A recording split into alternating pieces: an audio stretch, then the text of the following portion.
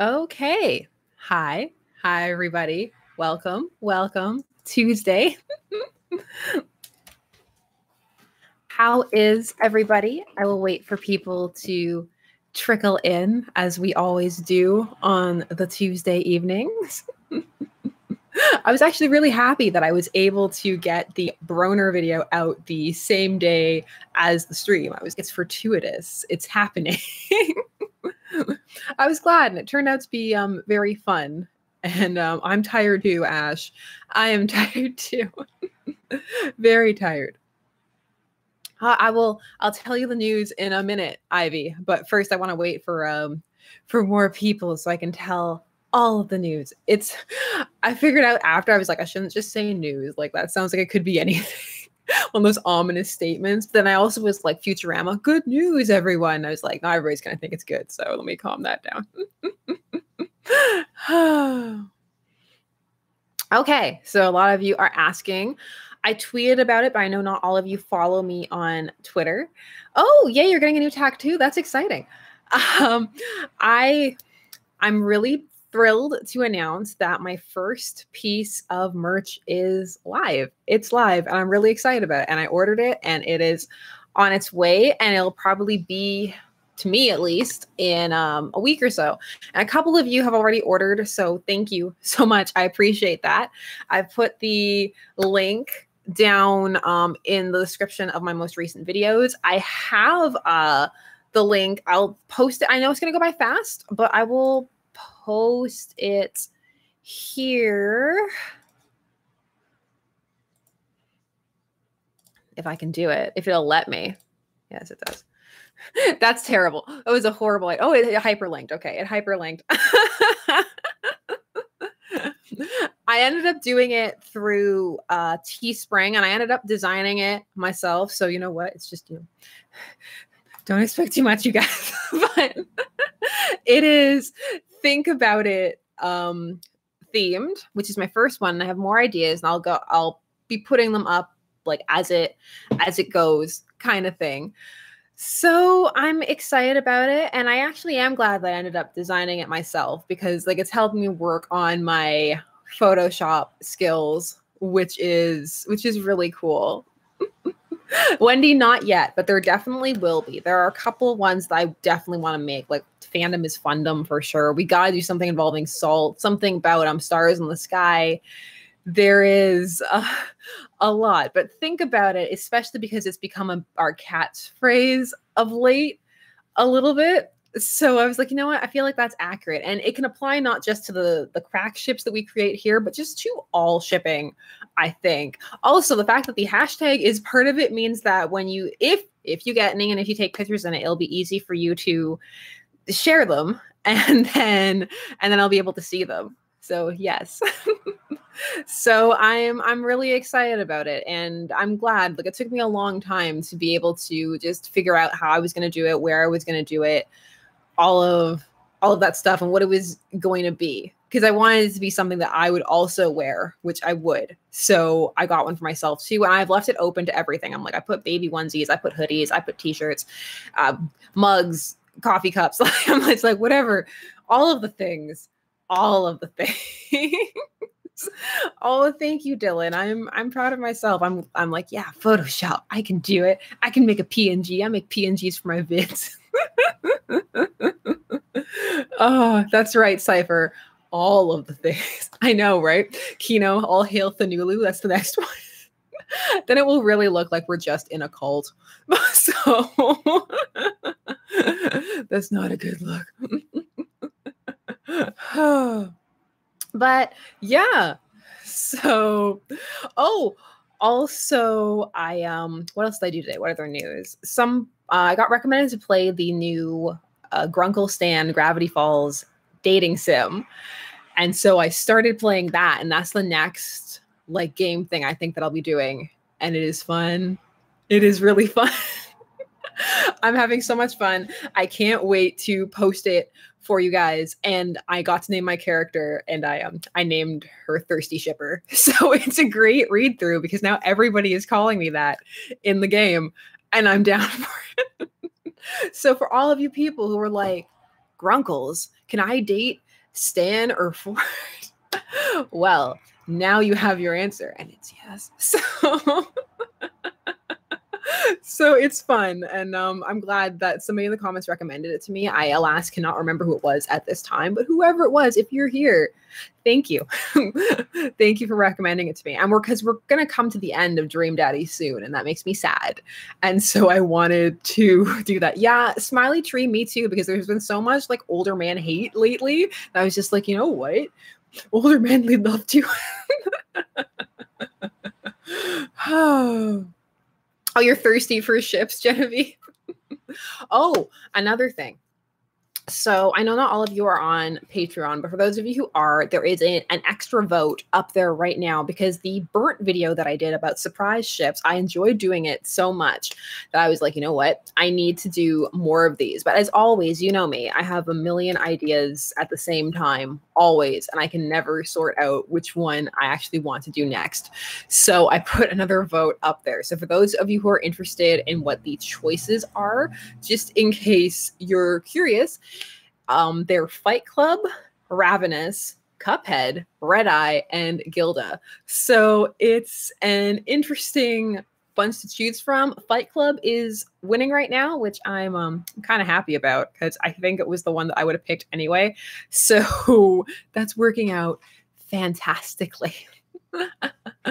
Cyber Searcher, probably, but it's actually Marcus and Simon's actually up in the vote for the next month's video, and it's not winning. So if it doesn't win, then I will push it a bit later because Daphne and Velma is winning right now. But it's definitely on my list of things that I want to do. Last night, I was like, I don't feel like editing, but I need to work. I sat down. I wish it was right near me so I could hold it up. Also, because it's written in glorious cursive, I made an entire list of ships that I want to do and what's coming up. So yeah, it's on there.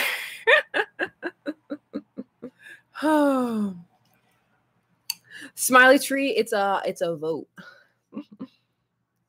Demi, you late. You missed. I announced that I have shirts, but I know you saw that on Twitter. Oh. Yes, Rita, it is. Swooning over stands. Also, the fact that Alex Hirsch, who was the creator of Gravity Falls, for those of you who don't know, played it and likes it, super cool. Super, super cool. I'm into it. Oh, Cecilia, we're a bit obsessed with Detroit Become Human people right now. So we're just going to casually throw out their names as if they're people that we know in real life. Like, yeah, you see Simon lately? You see Marcus? How's Connor? Ivy, I'm getting a lot of requests for that one, actually.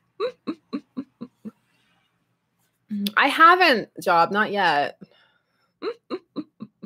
I intend to, though. Timothy, we got to pretend that it's normal. Adrian, yes, I do. And I put the link in the bios. Oh, not the bio. Wow, what am I like? This is MySpace.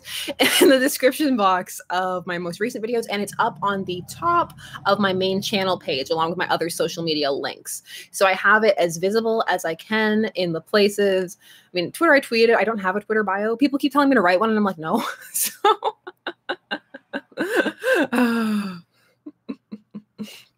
oh, Natalia, I'm glad that you're here. You made it. Oh, I'm getting so many requests for all of the Detroit Become Human ships. And like, I wish that there was like 10 of me so I could just do them all at once and just be like, bam, RK900/Gavin. Here you go. Oh, thank you, Hannah. Thank you so much. I appreciate that. I'm really looking forward to when mine shows up. It alerts me when stuff is purchased. So I got the alert and I was like, oh, wait, that's me. I was like, yay. I was like, oh, right, that's me. It's like when you first start uploading and you start refreshing the page and you're like, my views are going up, but it's just you. I used to do that all the time when I first started, not this channel, but my first channel. Like, ooh, oh wait, that's just me 10 times. Oh. Oh man. Timothy, people always ask me a lot of times to make side channels. Actually, someone specifically was really salty and was like, you know what? Dead Poet Society should be on the list, by the way. That's a movie that has a lot of actually shipping in it. They made me watch it for English, and I'm still so like, ugh, the clothes are laid out just like his life. Oh, the parallels and symbolism. Let me write it down. Surprise! There we go. I was going to say something, and now I have no idea what it was, but it's fine. We'll cycle back to it at some point. I'm sure it really wasn't important. Also, I actually have a page open of things that I liked on Twitter that were fandom news. So I'm like, I actually have stuff to talk about. We're going to be low-key organized this time. Detroit become thirsty. I have heard about the Yuri on Ice movie. Oh, my goodness. What was I saying? I don't even know. Just talking to talk. There it is. I have the whole article open about Logan's director saying that fandom backlash will push talent out of genre films. And I was like, huh, that's interesting. I want to see what's up with that. And all the comments were people being like, well, then maybe the movie should be better. And I was like, oh, this is not where I thought that was going. Sakura actually used to work with somebody who was actually on Big Brother, so I definitely cannot look at it in that light. I know too much. I know too much. Oh, I do not live even close to the Midwest. Not even close at all.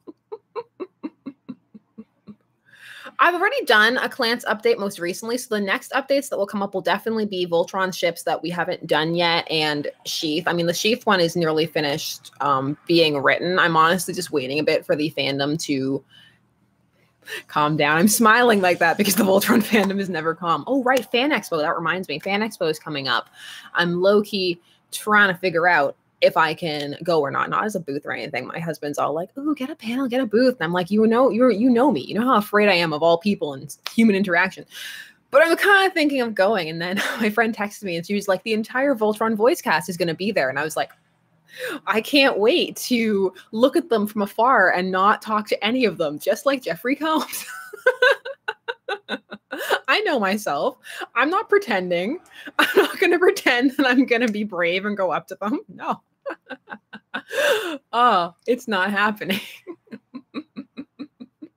Oh, I haven't been in a couple of years because 2 years ago I was pregnant, and the year after that, the baby was too young. But this year I can probably go.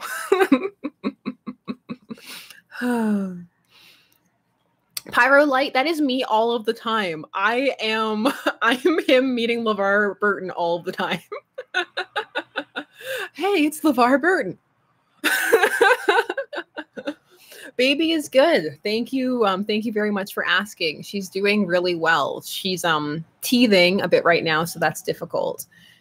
But that's kind of how I fell so far behind in Fanversations, to be honest, because they take this dedicated amount of editing time and I'm trying to balance everything and they end up getting pushed. That's what I wanted to say. That reminds me, I'm clapping like those memes, meme review.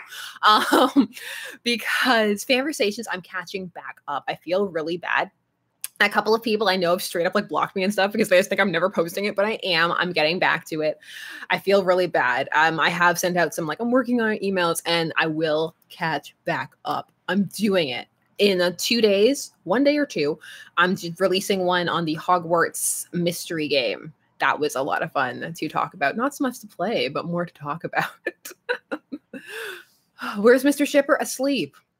He is asleep, legit. He's not hiding. He is asleep. It's been atrociously humid and stuff, so our sleep has been awful, except I am a night owl anyway, so I'll just stay up and work, stream, play games, edit, script, something, and he'll just go to bed. What time is it where I am? It's 9:20.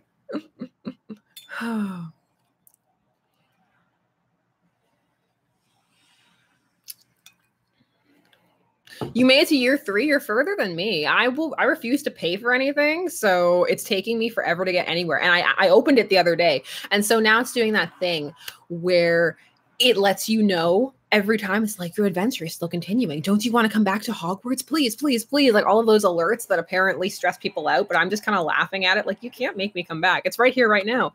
Your story continues. Come back to continue your Hogwarts adventure. And I'm like, no, swipe. So I'm immune. I am so immune. I can't even. Oh my goodness. I actually am going to swipe it out now. Like, I don't need it. You can't make me play. It's not happening. Let me catch up. I'm trying to catch up. It's one of those streams where I actually chat and don't get a chance to look at the side chat. But that's good because sometimes when I have to use clips from the stream, I'm like, I'm just staring at the screen. What is this? Also, when I was editing it in the in my editing software, it was so out of sync. I was just sitting there. It was like that scene in Singing in the Rain. Yes, yes, yes. No, no, no.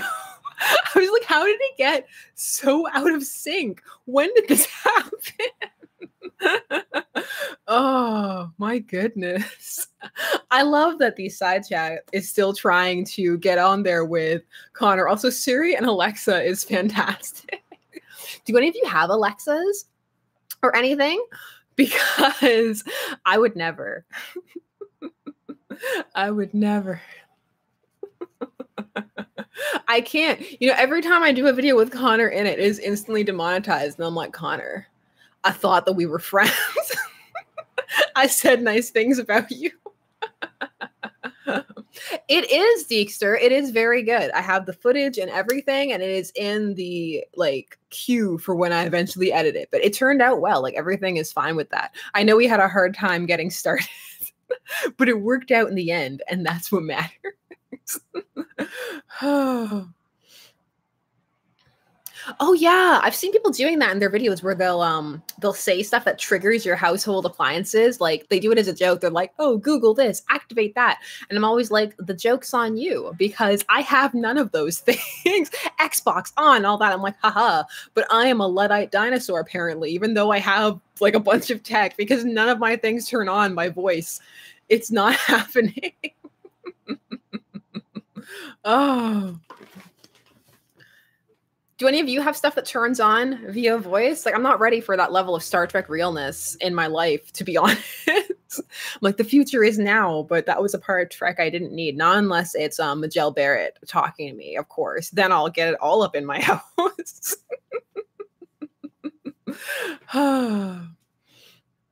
My favorite, I think one of my favorite Star Trek stories is how in the TOS, for the first little bit, they didn't have automatic doors and there were just people pulling the doors open. And one time William Shatner walked into them because they didn't get there in time.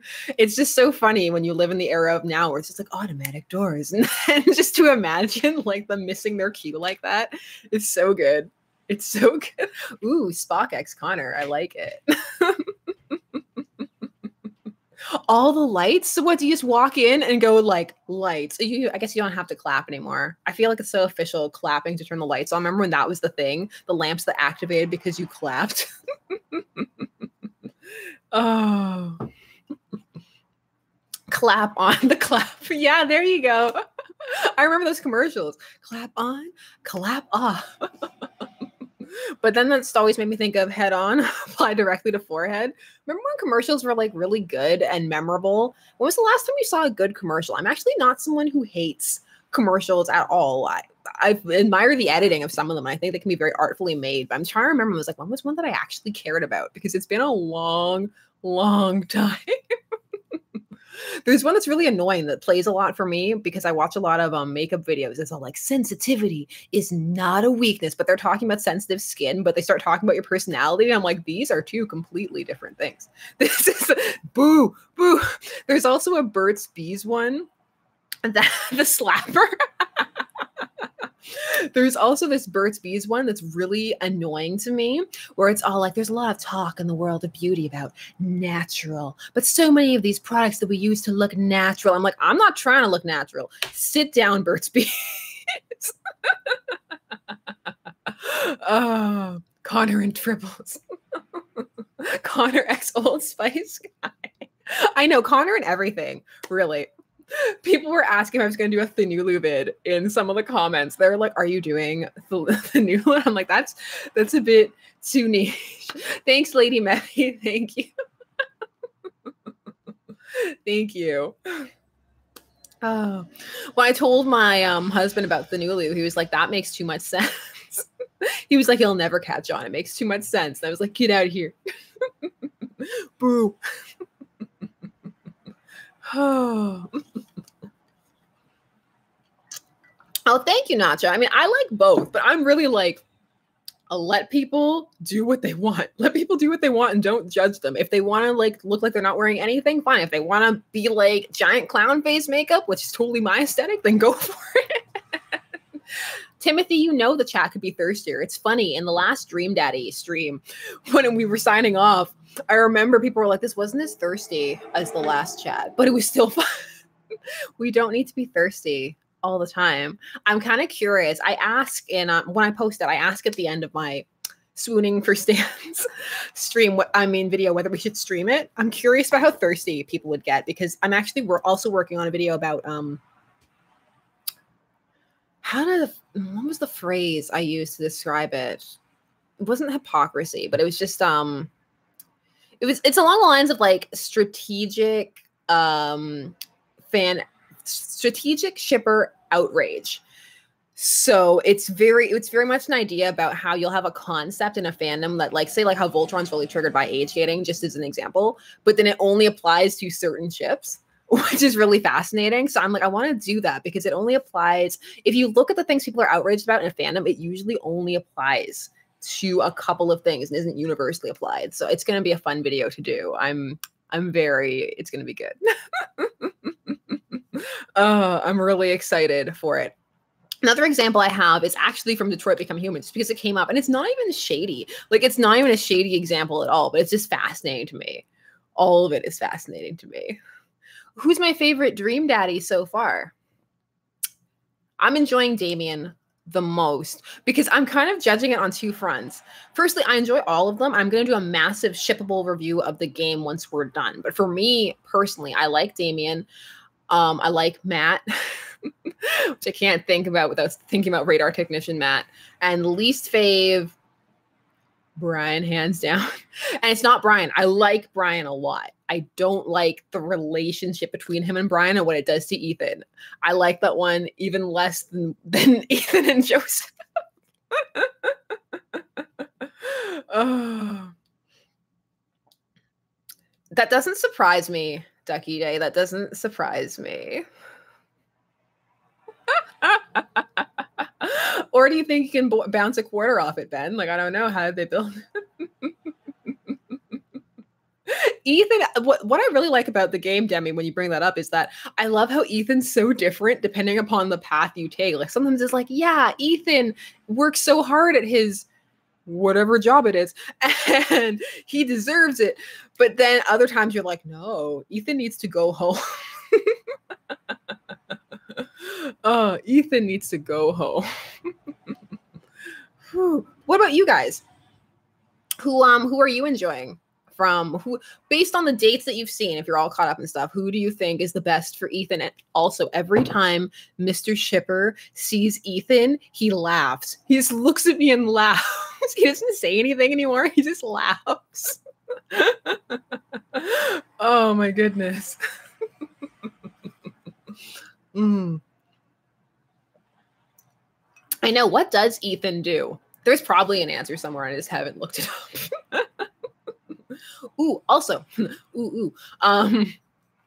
I'm trying to find surprise book ships. So do any of you have surprise book ships for me? Because half the time I just keep compiling an accidental list of recs that I could give you guys. I'm like, I really should try and get like an Audible affiliate link. I have so many things I would legit recommend to you guys. Like, do you know that Brideshead Revisited by Evelyn Waugh is actually narrated by Jeremy Irons, who was in the 70s miniseries? Jeremy Irons narrating anything to you. I'm just sitting there like, Jeremy Irons.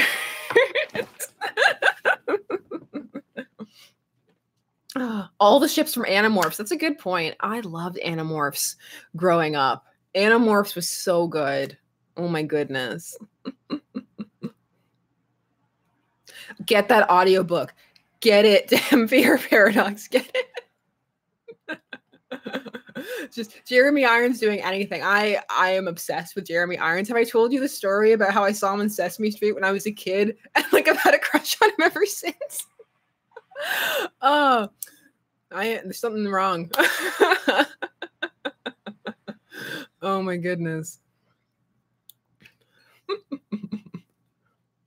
Oh yes, the new live action Titans show that's gonna make me have to resort to some form of piracy because I'm not paying for it. No.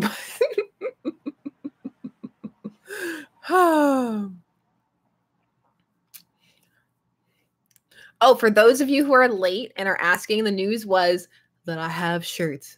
I have shirts, and I'm excited about it. And I'm designing the next one now, and I figured it out. Mr. Shipper's getting a bit too overzealous. He's like, what if we put this giant line over here and over there? I'm like, whoa, calm down. Like, I'm getting there. I'm applying my skills as it goes. I'm an editor and I can use Photoshop in relation to my edits, but it takes me a little bit to do some really intricate, like that's not my main skill set, basically, is what I'm saying. Are we just talking about the word skullduggery? Skullduggery is a great word.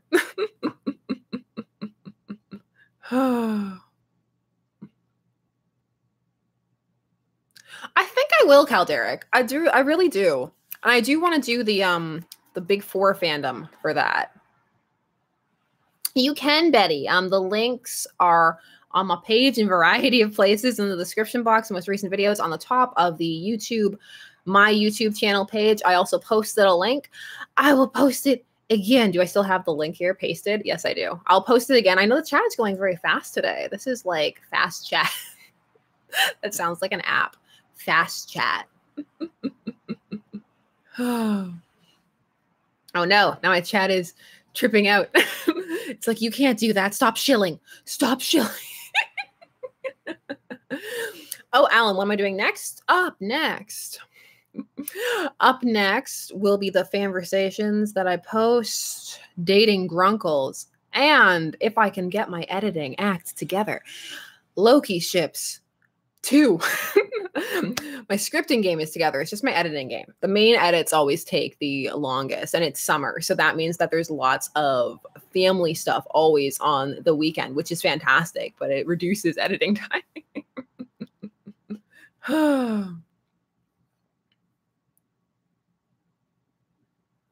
Another Stucky video? Well, I've done like did Stucky, a Stucky update. I don't know. If anything big happens with Stucky, then maybe. Hunk and Lance are underappreciated. I would definitely say that.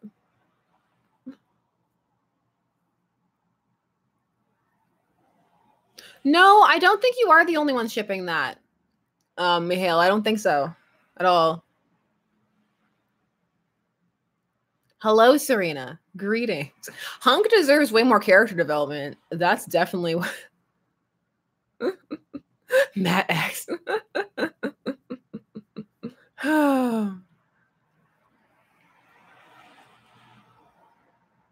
There are so many ships to do, so many things to do always. Like when you saw, if I had my list to show you, it's ridiculous. It's just like pages of scroll and cursive. Anybody who found it would just be like, what is this? Especially because it's mostly just the ship names. So it just looks like it's written in some kind of bizarre code.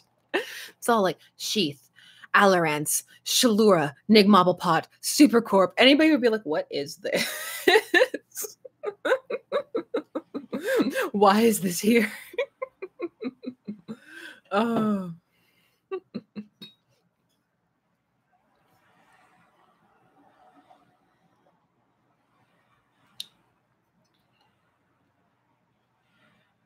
Always. So many ships all the time. And especially because I always get really excited about the things that most people don't care about on my channel. And like when I get into them, I get really into it, which is also what happened with Fanversations. Was I was like, I filmed a million. And I was like, I should have filmed that more strategically. I did not plan this, but I was just like, yay, talking to people. And now that's how I am with the surprise ships. I'm like, yay, I'm going to talk about Enemy Mine. Nobody cares about that movie but me. Please tell me somebody else cares about Enemy Mine. Okay, I'm not allowed to clap anymore. I'm cut off. I'm cut off from clapping. I love Enemy Mine. Please tell me somebody else has seen that movie and cares. Yay! Yay! Somebody knows what I'm talking about. I feel validated. Okay. Oh, you want to hear about it? So, Enemy Mine is this 80s sci-fi movie with Dennis Quaid, and there's an intergalactic war between humans and this other species, and it's been raging for a long time. And so Dennis Quaid is on this attack mission, crashes on a planet with an enemy fighter pilot, and they are stranded there. They cannot get off, and they are going to have to spend years there together. And it's about the evolution of their relationship stuck on this planet. I won't give any spoilers away because there's some like twists and turns and stuff that happens, like really good twists and turns, but like it's just them stuck on the planet for most of the movie, and I'm into it. I'm really into it. I'm really passionate about sci-fi in general. I'm always like, science fiction movie. Nobody else cares but me, and it's fine. Like The Hidden is one of my favorite movies, and I have a ship from The Hidden, and I found fics for it, and I was like, haha, now I can talk about The Hidden. I thought I was the only one shipping them after their near kiss at the end of that movie, which is not really a kiss, but my shipping mind was like, they almost kissed. And so there's me at the end of The Hidden.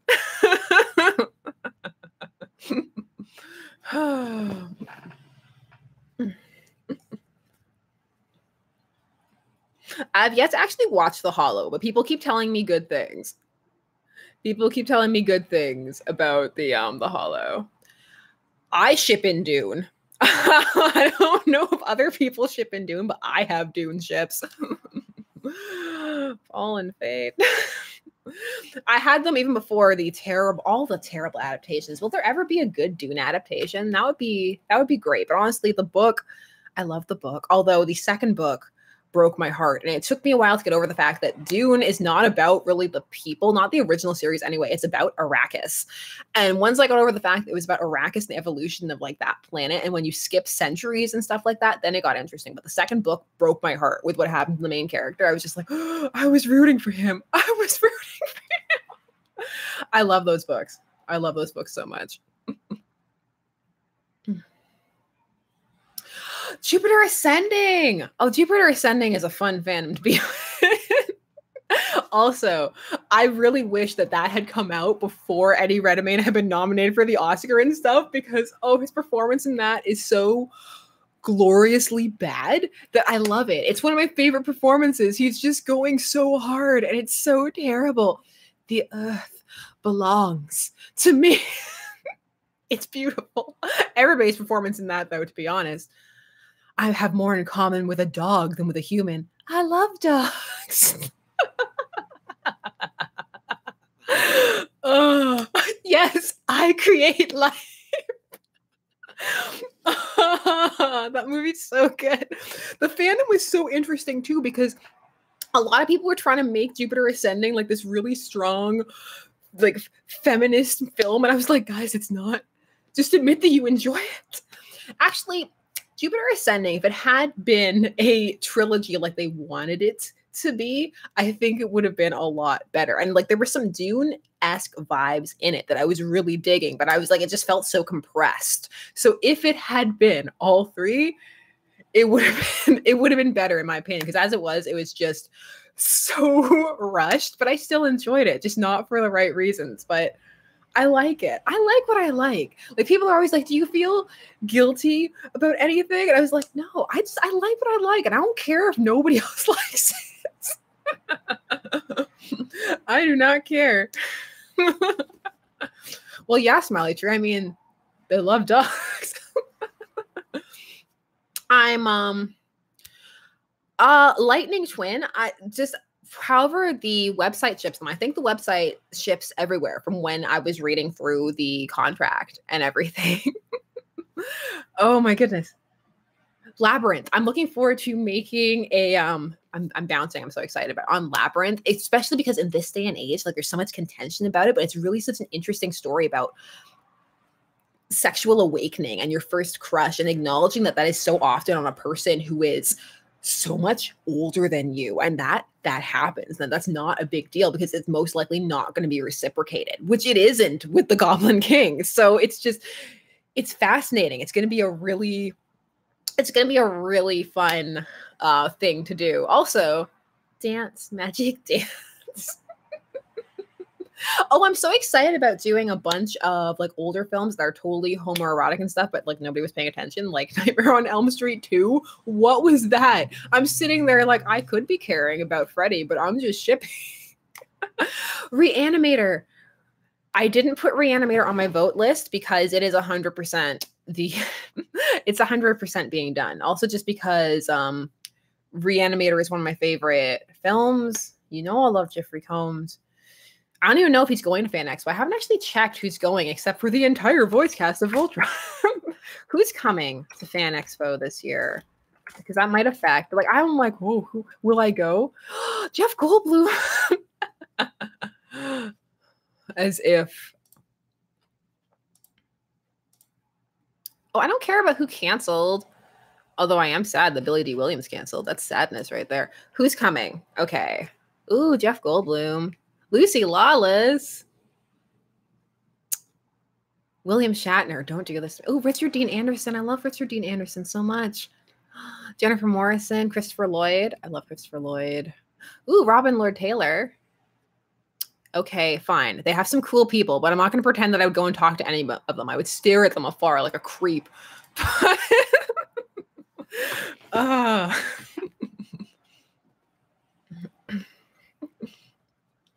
Fan Expo is fun, but it's hard to find anybody. Last time I went, I was supposed to meet some friends and we just legit never found each other because it was too busy. Like we still had a great time separately, but we never found each other. It was just too much, too many people. We got separated at the horror section.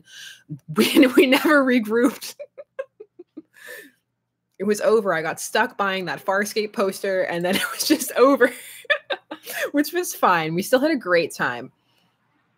My favorite thing is to go to the fan art booths anyway. So I left the main section of the hall, which is where all the actors and meet and greets and stuff are, pretty early. And I went to just check out the fan artists and comic booths. I love going to the comic section, all the comic authors and like the indie comics and stuff. I did talk to the indie comics people. They're really nice. They're really nice. I picked up a couple of indie comics there. It's always really nice because they want to talk about their work and stuff like that. I don't know. I don't feel any pressure. I don't go full community. Which is funny because I don't know why I'm like this, because I'm like, if anybody ever came up to me and was like, I love your stuff, I'd be like, yay. So I'm like, why do I assume that an actor wouldn't feel that way? Does Connor smell good? How did we get to this? How did we get to this? Smell your local technology. Technology has that overly clean smell that I'm not actually very fond of.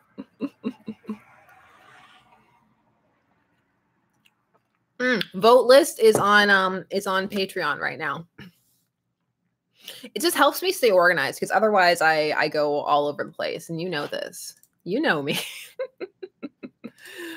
You don't know me, but you do. You really do. Oh wow. Update. Other vote, main video vote update. McShep is coming from behind. It's looking like it might overtake Daphne and Velma.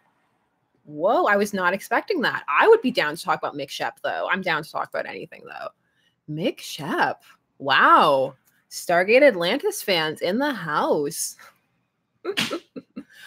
Wow, something just fell in my house, and I'm so terrified. I'm so terrified. I can't handle stuff like that. Oh. By the way, McShep is McKay and Shepard from Stargate Atlantis. So my husband and I like to do horror movie dates. So we watched The Open House the other night. Awful. Absolutely awful. It was so atrocious. I was so disappointed. I was ready to be scared too, because it's such a scary concept of like people secretly in your house, moving your stuff around. And it was so boring. I was like, I'm supposed to be afraid. Frighten me. Frighten me. Mr. Shipper's a wuss, and he was just like, am I supposed to be afraid? And I was like, I know, right? But see, and you know it's not difficult. I'm afraid right now. What fell over? Why did it fall over? Who knocked it over? Oh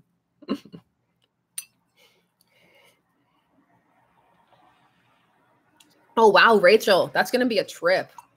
Watching all of Stargate SG-1. Oh, Stargate SG-1. My childhood. SG-1 was a lot of fun. I remember watching it when I was a kid. You still needed the antenna to get it, and no channels that we had access to because we didn't have cable. We just had a basic Canadian channels package.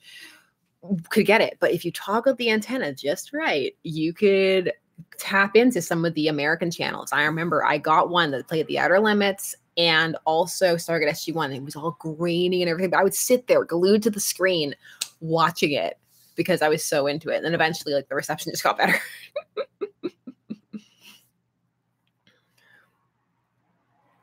I know the MacGyver jokes.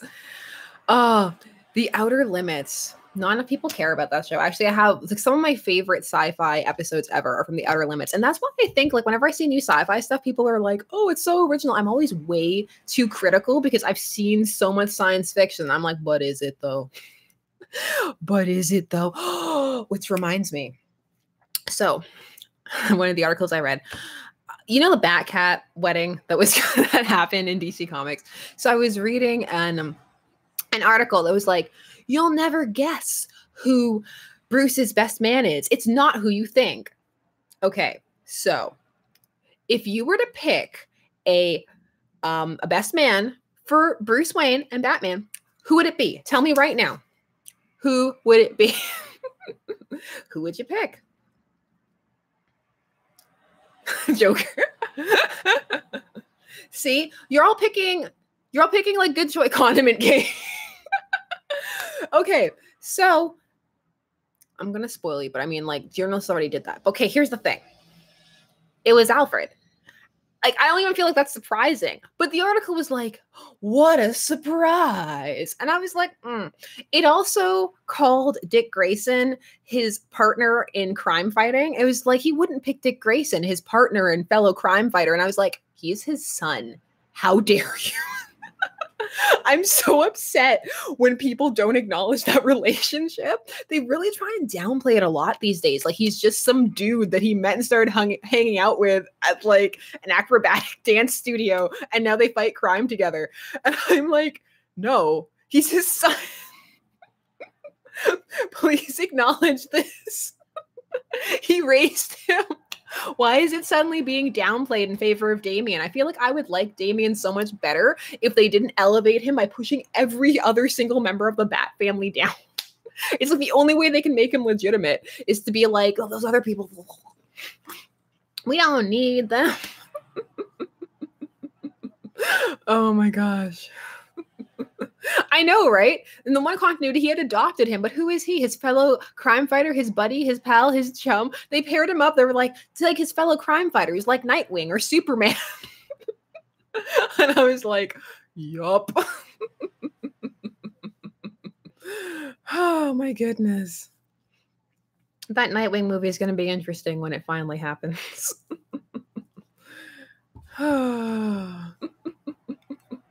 Oh, oh.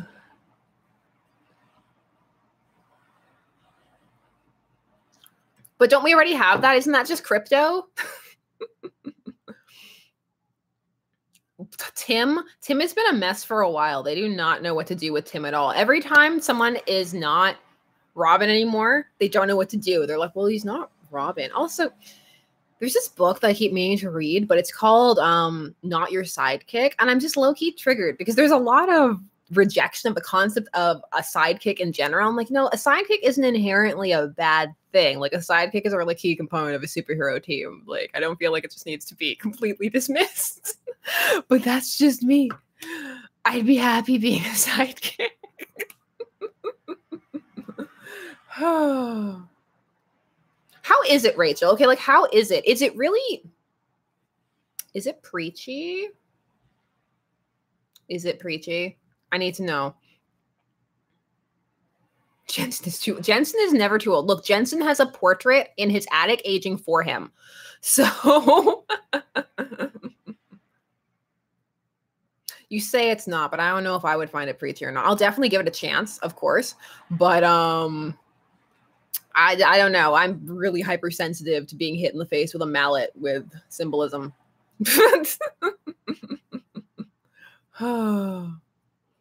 But it's on my list. My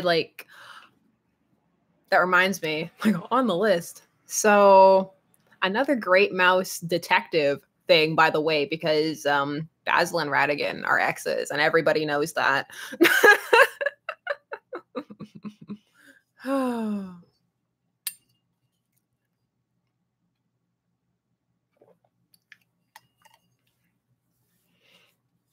There's also like sidekicks and side characters. They really appeal to certain segments of people as well, and they're very, very important. And so I don't like when there's just the idea that they don't appeal to anybody and like they have no place or purpose, because they can be very, very helpful. I've never mentioned this or anything, but like my brother is very severely autistic, and sidekicks and side characters are really a really important aspect of his ability to identify with things as much as he can. So I've always had a very strong appreciation for those things. So whenever people are like, they don't matter, I'm like, but they do though. They matter so much. Have I don't remember what I talk about.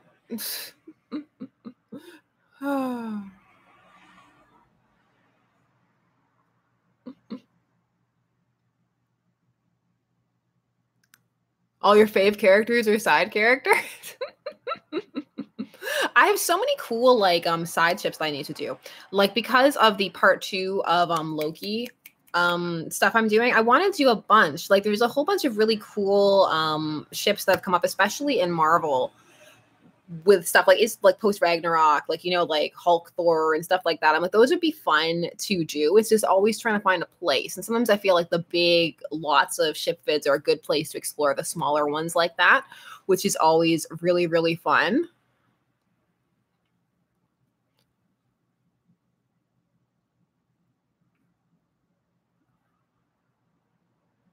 Oh man, Buffy, so much Buffy. Jason Gray's ex Stapler. What did he's cheating on the brick? Just joking. I know that's different. Oh my goodness.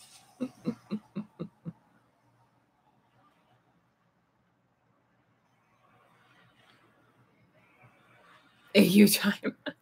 AU time is a good time. Oh, I tweeted it, but just in case you don't know, AO3 now has the ability to exclude tags should you so want to. I'm still waiting for the function where you can just turn tags off entirely, but I feel like I'm the only person who wants that. So I'll just continue to ignore excessive tagging. But for those of you who really want to exclude certain tags, it is now possible. So if you're going through a thing and you're like, no high school, college AU, no thank you, you can turn it off. So just in case you were wondering, or there were certain types of things you were really trying to avoid.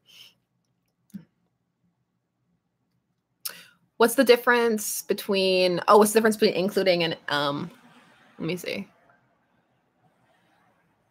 Excluding it means that you'll still get all the other things attached to it. Because sometimes turning off the tag, you would lose an entire fic because they would just be like, oh, that tag is in this fic, whole thing off. But now with the exclude, like it's easier for them, kind of thing.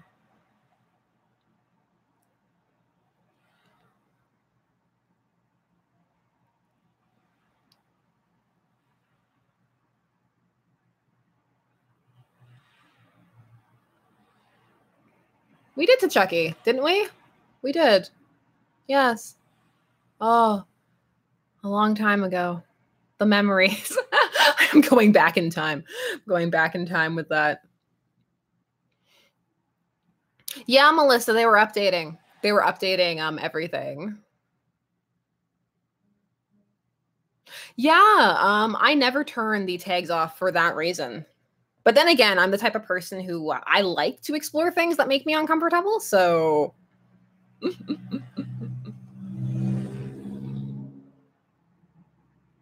Beast Wars, what?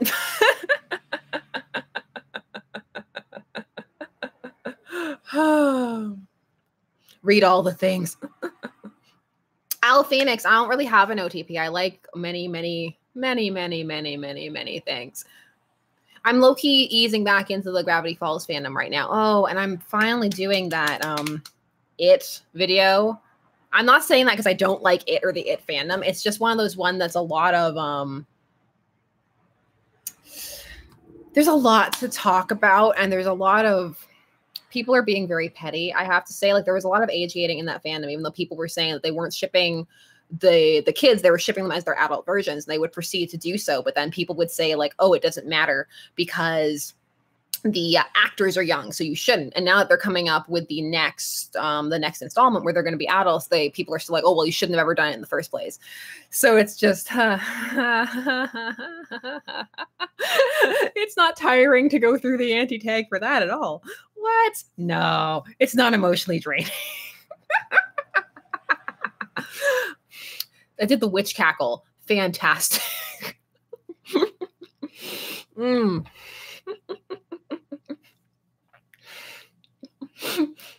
Ben, why you gotta be like this? I love it. Don't worry about it. Hannah, you're making me laugh.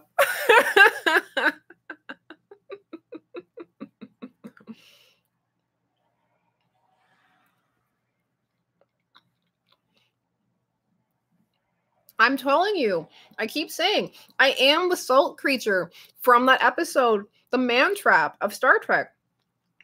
People said that it was the last of its kind. They lied. It's me.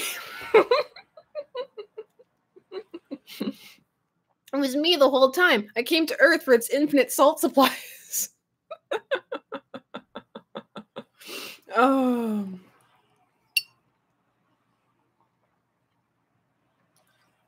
I was gonna do actually a video on how to navigate. Oh my gosh, is there a fandom for Children of the Corn? Now I need to know. Questions. Life's biggest questions. I used to actually work with the people of Life's Biggest Questions, so I am low-key working again, by the way, and that's fun. Oh, they're playing at a theater near me. Now I want to go see Children of the Corn. But that's not what we're here for. I'm not here for re-showings of Children of the Corn. I'm here for the fix. Take me to the fix. Hey, a decent amount.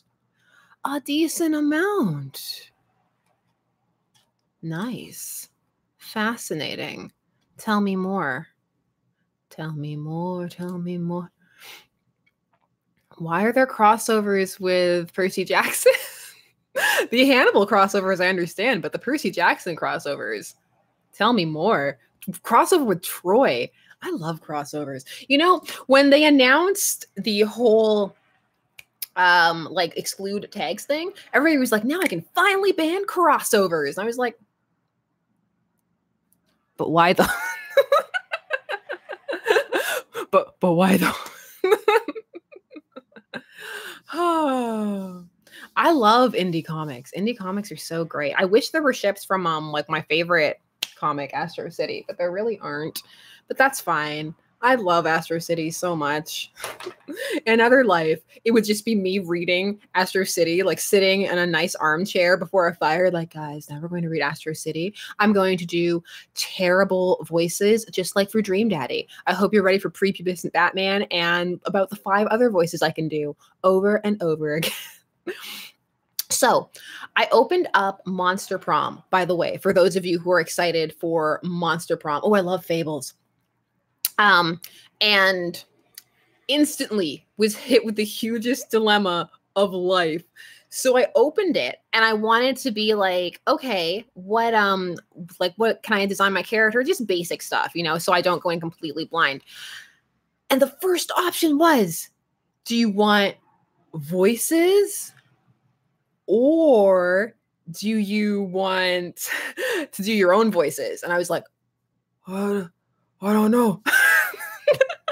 I legit froze. I was like, do Do I want the voice? So is it not fully voiced? Like, do they just sometimes talk a little bit? Kind of like how they low-key, they don't really talk in Dream Daddy, they moan. But okay, they have a single line, all right. Because I thought like maybe they were fully voiced. Because I haven't watched Let's Plays because I'm going to play it myself and I don't want to be influenced as to what other people did. It was the same with Dream Daddy. I didn't watch anything before I went into it. I knew some stuff because I looked stuff up, but I didn't actually watch any like playthroughs because that's very, knowing stuff is different than seeing it happen. And it is. And so that's good to know. Terrible voices. Mm.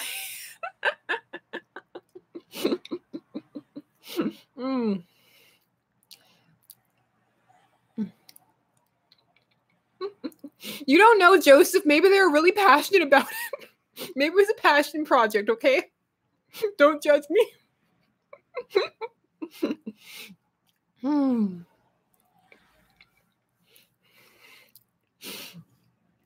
Okay, the moaning in Dream Daddy is out of control. I seriously turned the volume up so you could hear it because I felt insane just cackling at these moans that nobody else could hear. So, also, just cackling in general.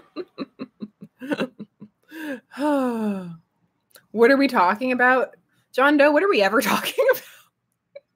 I think the most accurate statement. Oh, I'm so sorry, Demi. I ruined Robert for you. I think the most accurate statement I ever made was in the Broner video that I made, that I uploaded today, rather, which is stream's just about things. It is like a stream of consciousness, really. That's what this is. And it's a stream of shipping consciousness. Oh my goodness. Actually, in that video, also somebody put the hashtag damp. And I was like, they remembered. They remembered the word from the stream. Yay. Also, whenever I say somebody, it's just because I know who you are. It's just because I don't have it open in front of me. Oh my gosh. Does anybody know any other really cool dating sim-esque games? Also, I told you last time, didn't I, about the Phantasmagoria 2 ship so I can play it? I think I did. There's shipping. Yes, Hannah, you were. I remember now.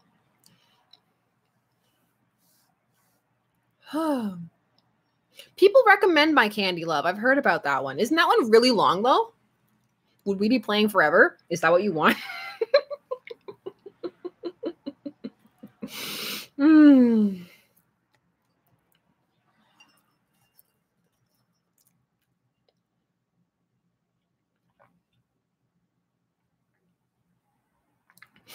It's long only if you want it to be.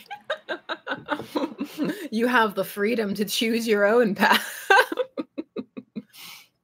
That's true. You always have the freedom to just turn it off. Oh my goodness. Also tonight, we can't go too long. We don't have our caretaker or like keeper to come and get us to get off. And like last time we went way too long, but that's okay. I have the Cinderella phenomenon. I have it. I'm thinking of, I have some of this that I want to play though. That's the thing. Again, all the things that I want to be doing. But you know, life. And I have to sneeze again. Why is this a thing?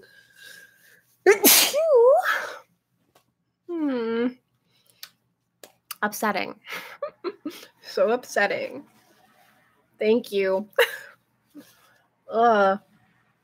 It's the allergies.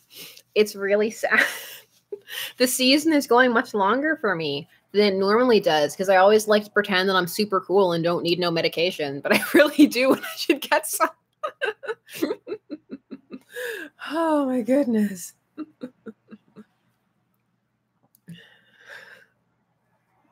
Human is not a sexy word. Oh, it's not. Oh, I'm trying to be like tasteful with a banana. It's just not happening.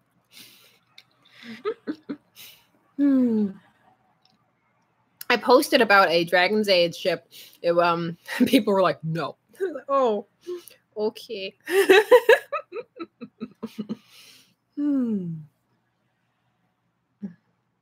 People still trying to make Clonner happen. Mmm. What's this?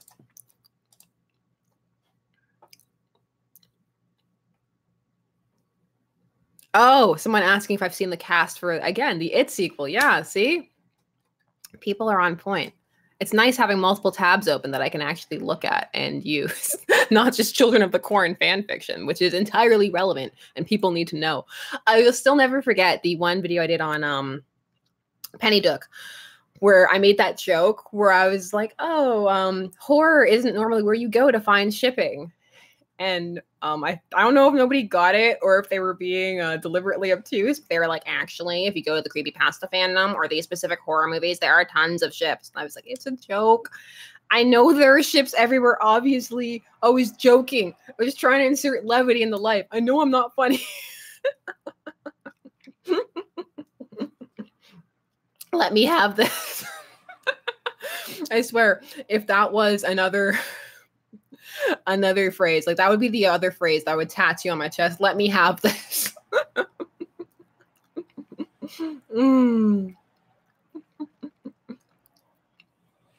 I'm 8 mad, Alistair, and myself. My goodness. Okay. This is it. Then it's not going to be awkward anymore. I'm sorry. I feel like one of those Korean channels where, you know, they eat with you. Only they're not talking. They just eat because they're polite like that. So.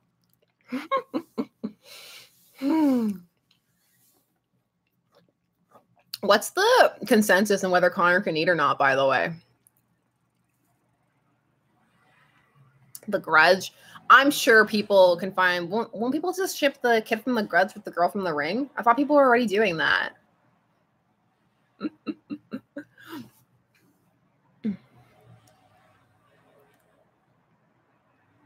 Yeah, I've seen some people say yes. I've read some interesting fics where he has like a special compartment to help him blend. It's usually like located like up here so he can be like, let me empty it.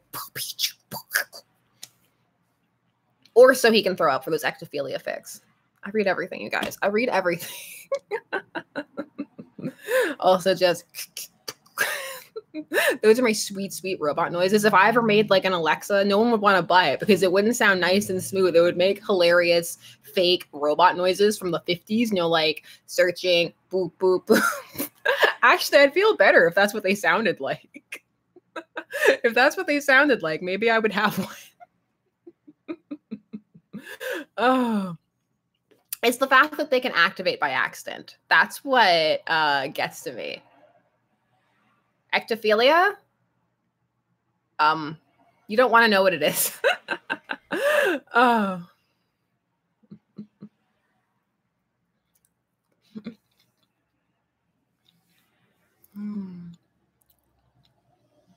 Yeah, that can be my new robot thing. Beep, boop. Welcome to your house. Clap to turn on lights. Also clap to order things off of Amazon. Just clap to do all things. Everything is controlled by clapping. It's a completely clap-based system.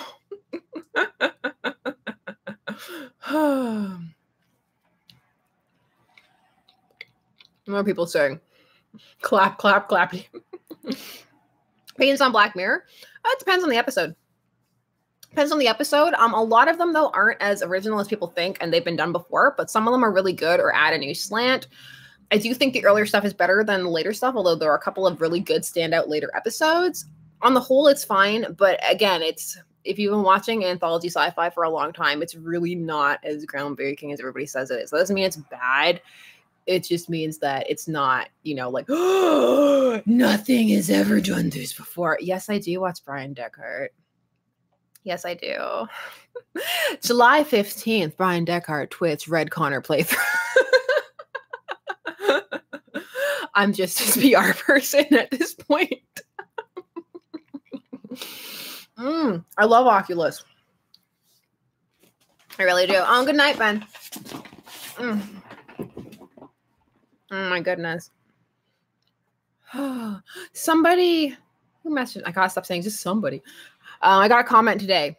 about doing Klex, and I'm really seriously thinking about it. And I'm like, Klex, the good times. Let the good times roll.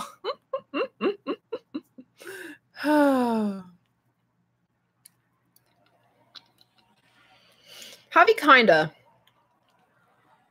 but I would argue we already, low-key had that with the Outer Limits, but maybe I'm just bitter that no one remembers the Outer Limits. I don't know. Actually, there is an episode in Black Mirror that is like almost, it's identical to an Outer Limits episode, and it's one of the ones that people go nuts about, and I'm like, this already happened. And in my opinion, that other episode was better. Oh my gosh, I'm such a snob right now. Like, when I was younger, it was better. It's not bad. I think if some of the analysis surrounding it, like people are so hyper focused on it, I think I would like it better if people let it be a bit more, because then I think we'd have a bit more room to play around. Janet, I do not believe that. I do not believe every story has been told. We don't know because we haven't told it yet. A new story hasn't been told, so how can we know it yet? I do not believe we've told all the stories. I feel like that's actually a bit arrogant of people to assume, like, oh, we've already got it all. We told it all. There's nothing new under the sun. And I'm like, no, there is. The reason we can't think of it is because it's new. We haven't thought of it yet. Then it will be new.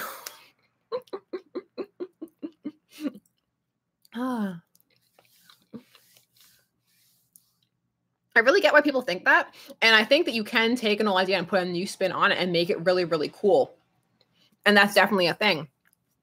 But I do not subscribe to the idea that we are out of ideas by any stretch of the imagination.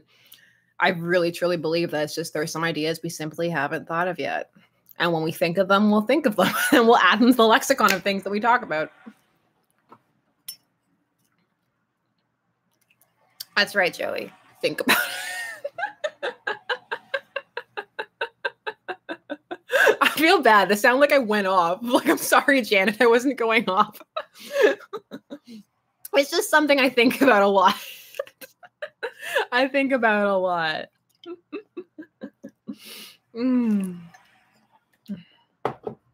Speaking of, I'm still in that salt mine of Tanacon, by the way. I keep following it. Just when I thought I was out, they pulled me back in. I keep following it and falling further and further into this horrible rabbit hole. And I finally coalesced into, I think, a final opinion, which is that I hate the Shane Dawson docuseries. I'm finally there. It took me days and many videos and hours of musing to figure out how I feel. Now I figured it out. I hate that series. I don't hate it. It's not bad. It is well edited. It's well put together. It's fun to watch. It's entertaining. But it's bad in terms of being a docu-series because it's really just a biased attempt to save your friend's reputation, which is fine because if I was a person with a friend who had really screwed up and didn't want them to lose their career, I'd probably do the same thing. Save your friends. We've all seen the animes. These are the magic of friendship.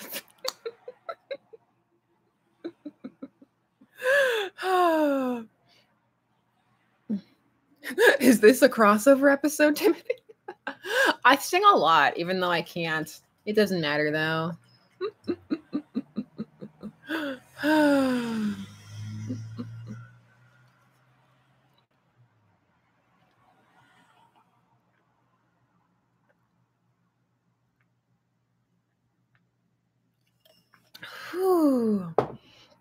What are we up to?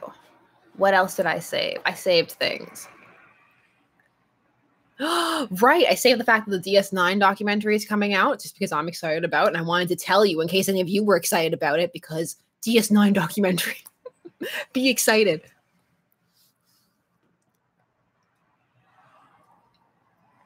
What else did I save? Oh yeah, Star Trek from an alien's point of view. Just lots of Star Trek stuff. I'm sorry, I'm really excited about Star Trek. Oh yeah, the Netflix series about a crime-fighting Sigmund Freud with a psychic partner. I had to save that.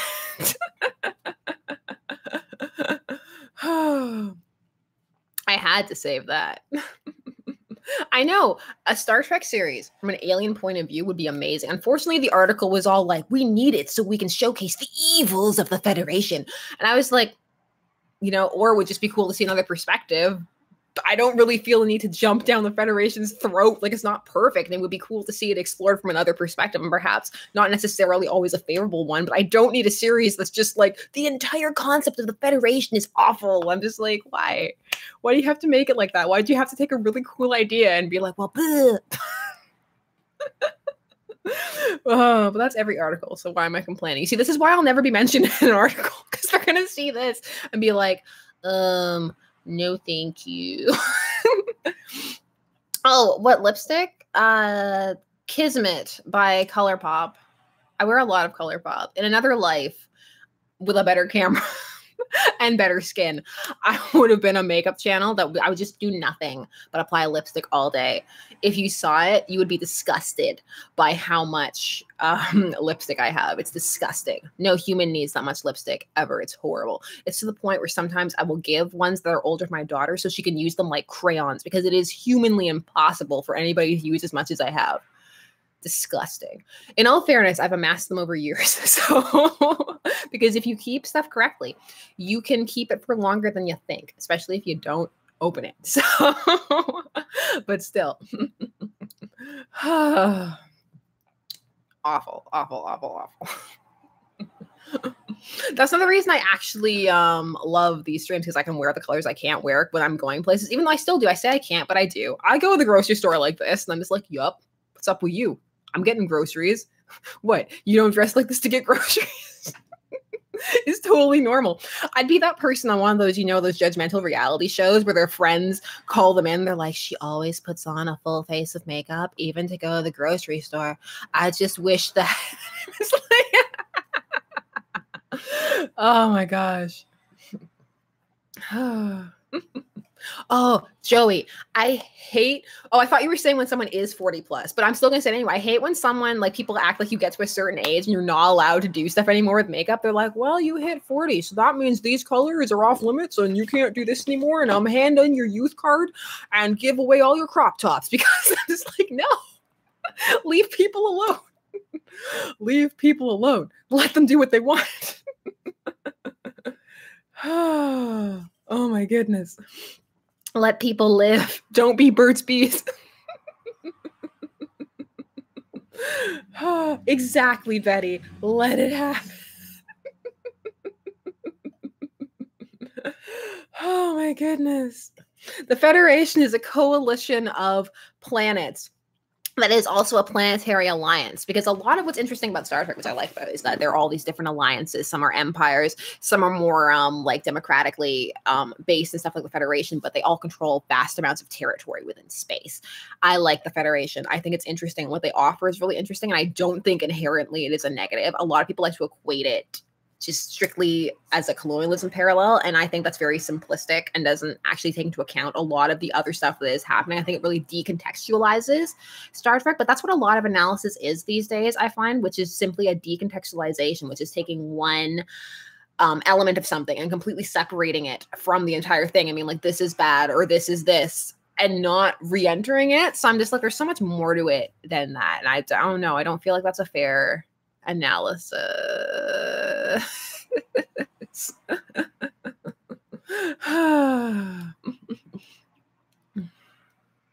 Deconstruction. That's right. Deconstruct those tropes. I'm here for a good deconstruction and like a good re-examining and stuff like that. I just want it. It's like, okay, has anybody read White Knight, Batman White Knight?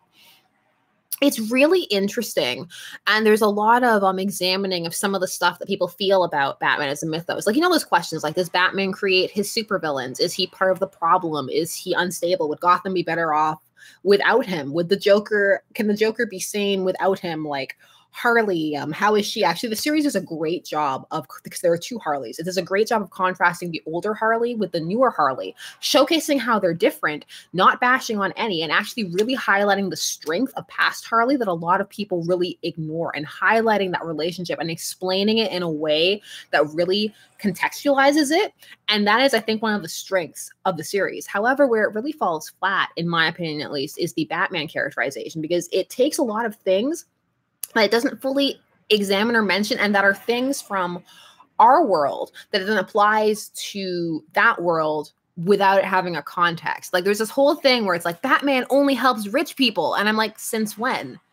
The comics started with everything already happening. So there were no previous issues showcasing that. And that is not a Batman thing.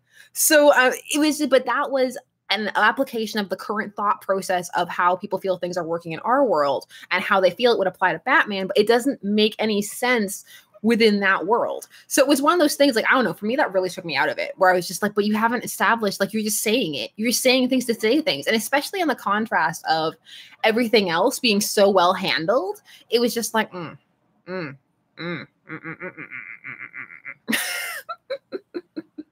That's my face. That was my face reading it. Which is also incidentally the face that I use when I teach my daughter what noise a bunny makes. What sound does a bunny make? What sound does a bunny make? Somebody help me. What does a bunny make? I need to know. And actually, you know that stupid joke song from a few years ago, What Does the Fox Say? I actually had that dilemma. I was reading through an animal book, and we got to a fox, and I was doing all the sounds, and I was like, fox, I was like, oh no. What does a fox say?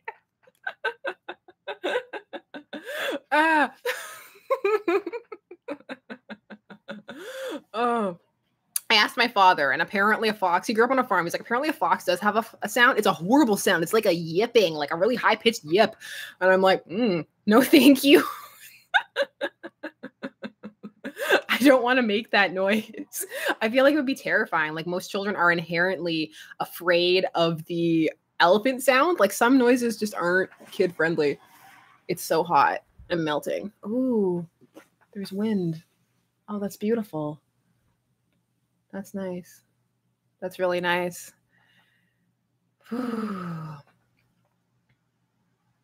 Yeah, like, I have some friends with bunnies, and it does make a sound, but it's so, like, quiet. I'm like, what is that sound?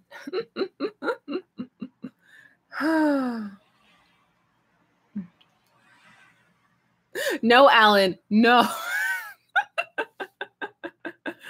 Oh.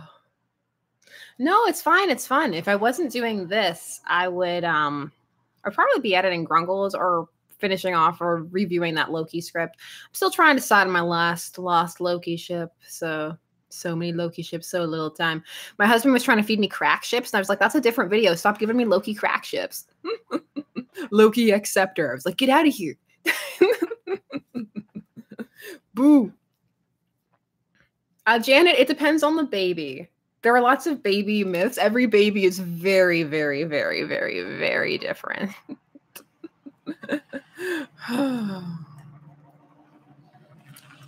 If you ever have one or are around one, all of a sudden you instantly have this magical ability to distinguish between them. Like, before, when I watched Once Upon a Time, I never noticed how, like, frequently they switched out Snow's baby.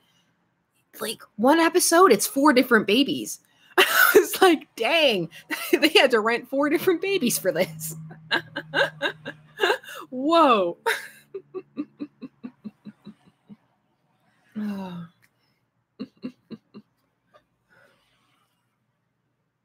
John Doe, that's sweet.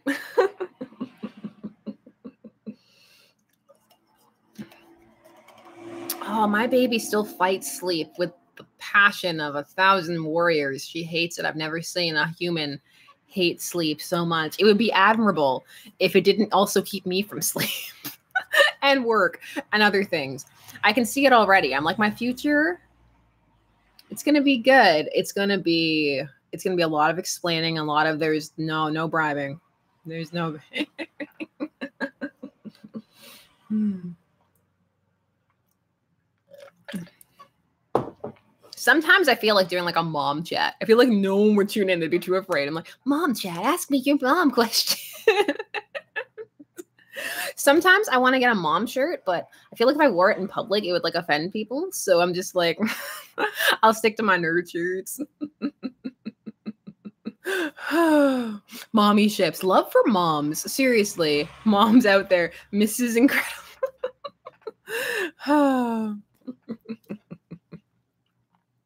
Ow. I forget I'm burnt. Ow. I swear, if anybody made a Dream Moms game, I would play it. I'd be all over it. I'm here to down to date moms. Oh, it's a cut. That's wonderful. I thought it was a burn.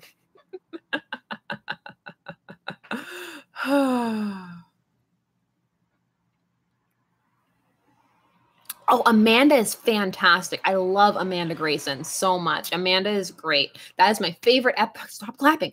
That is my favorite episode of TOS, Journey to Babel, where you meet Spock's parents, and it has the world's most awkward scene when they come onto the ship, and Kirk's all like, "Great, we're on Vulcan. Spock, you want to go visit your parents?" And he's like, "These are my parents." It's so good.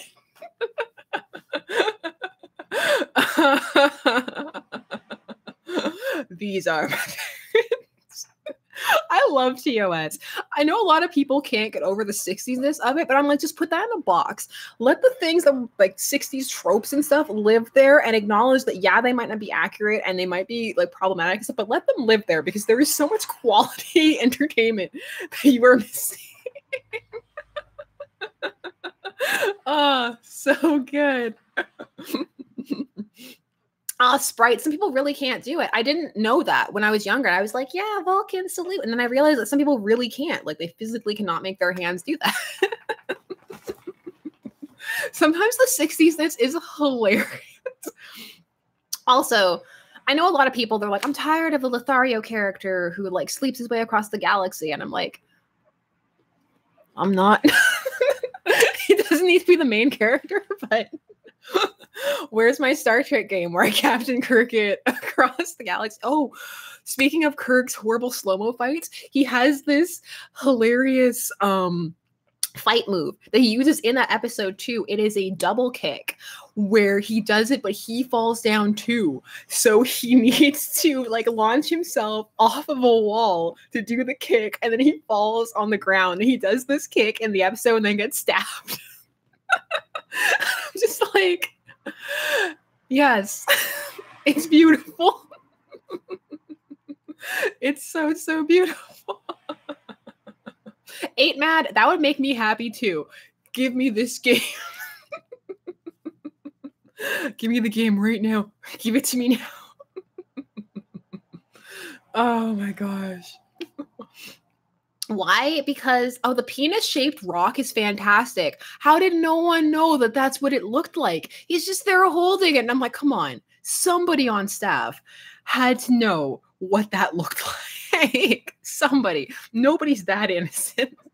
Have we all gotten that much more perverted? Because come on. That rock. Good night, Kyle. Oh. Why did I add 2 straws to this? The back rub scene is great too. Get in there, Mr. Spock.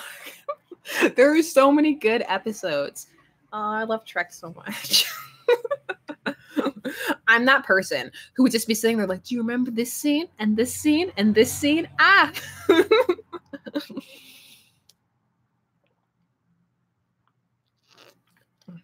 I had 2 straws because the other straw was in the other cup and now it's here. I used to always have 2 straws all the time. Like when I was a kid, I would always get 2 straws for myself. If they weren't for another person, they were for me. I like choices. Well, Betty, you can actually put the logo on a mug. I'm thinking of actually ordering it on a coffee thing. I like Traveler's coffee mugs. I like to pretend that I'm going to be cool and take them to the park with me, and then I don't. Oh. Oh my goodness. Hashtag 2 straws. Now I have to share my 2 straws, so I'm sad. There's this hilarious thing at the park where like we're not all trying to out snack each other. I don't think, but it's just like we all bring a lot of snacks. But I was definitely out snacked the other day. Someone brought entire pre-made hot dogs, and I was like, dang, that's some good snack. That is some good snack. 2 straws, 1 cup. No, don't, no. If anybody's ever trying to ask me a question, by the way, at me, it helps because the stream does go by fast and I'm not always looking at it. Like sometimes I'm just chatting and talking and I don't always see it all the time. Also, it cuts out on me. Does it do that to you guys too? Where it's like, it flickers sometimes just a little bit. That's not what flickering looks like. At all. Oh my goodness.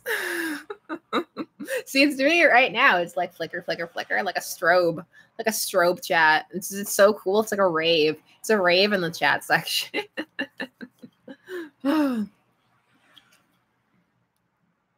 Yes, I have. Connie. Yes.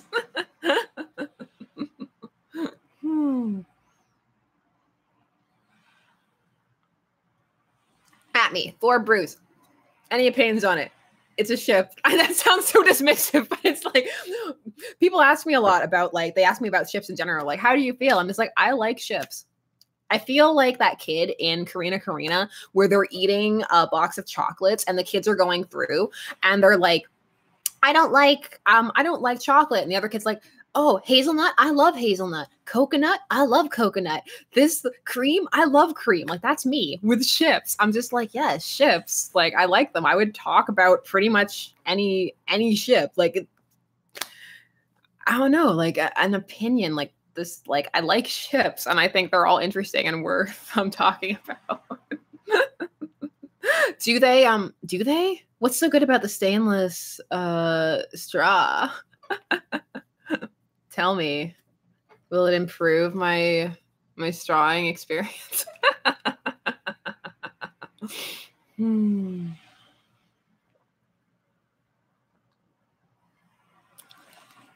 Favorite ship at the moment. What am I reading? I'm always reading ships on my phone, by the way. That's what's happening on here. It's a party on my phone. Oh, I am reading fics for one of the rare pairs from my Loki Lost Ships video. Haha. Where's the name? Open your script. Dashing Frost. Dashing Frost. It's Fandral and Loki.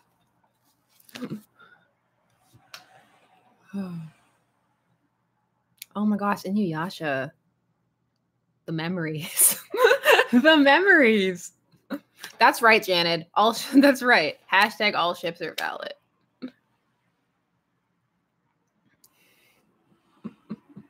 Oh my gosh, Enterprise last Millennium Falcon. Oh. Why you gotta? Oh, I had a fic that I wanted to share with you. Ooh. Also, I realized that I do that a lot. Like, do I make that noise or not? Like, ooh, because my daughter makes it all the time now. Like, she'll point to something and go, ooh, and I'm like, oh dear. I think that's because of me. I think that I do that, and that's why she does it.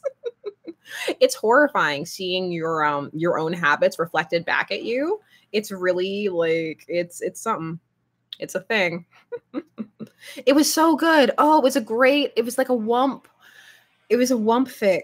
It was so good. Where is it? It was a sweet, sweet wump sick fic. That sounds awful. Oh, it was so good. I will find it. Like, I'm obsessed now. I want to share. I'm trying to share. Did I bookmark it? I was smart and bookmarked it, didn't I? That's right. That's what bookmarks are for. Bookmarks are for sharing random fics. I have a lot of bookmarks. Come on. Is that it? I think it is. Haha. So this is a Detroit Become Human, eventual Hank Con probably, although it might be father son, but I think it's going to develop into okay. It can be read as shippy. It can be read as familial. At least that's how it is right now. Anyway, it is called A Fine Day to Die by Hay Murphy. And it's about Connor dying. Okay, so it's actually about like CyberLife having built some kind of backdoor into his program that will force him to shut down. So it's about him like slowly shutting down and having to be taken to Jericho by Hank as they all like struggle to find a cure for him. I'm into it. So there you go. For those of you who like some wump sick fic angst, there you go. I don't know if he makes it yet. It's only 5 chapters in. It's updating regularly though, so I'm super into it. It just updated yesterday. So it was published on the 6th, the updated like yesterday, so should be good. It should finish. And even if it doesn't, I don't care. Like I'll still read this over and over again and then just finish it in my mind.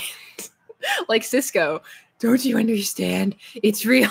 I created it in my mind. Cisco is just me. Oh, when I fell down I'll read anything. Like I will read stuff I don't ship. So like to me, it doesn't really matter. That's why I want a thing where you just turn tags off and you can just scroll through this massive list that just tells you what the characters are, because like I will read anything. Give it to me and I'll read it. Oh my goodness. Oh, is anybody using the Instagram like IG like video thing to watch videos? Is it good? Oh, right. Is Megan here? Megan, yeah, I have my Insta open. It just opened. I'm not just like, ooh, look at a picture of myself. It's not weird, okay? I was actually just thinking on Instagram and I thought I would hold up a pic of the shirt for those who might not have been able to see it, so just so they can see like what it looks like. But is it good? Tell me.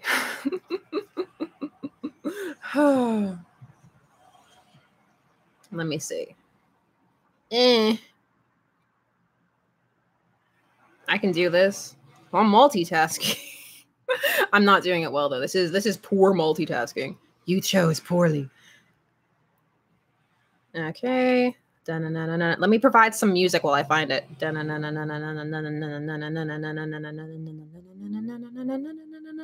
Actually, speaking of, I saw a person today who had just their Beats head like speakers hanging from their backpack and they were just blaring music like just dubstep as they walked. And I was like, yeah, that's obnoxious, but I'm kind of into it. There. Ooh. Think about it. Yeah. That's what my theme music would be, apparently, also, by the way.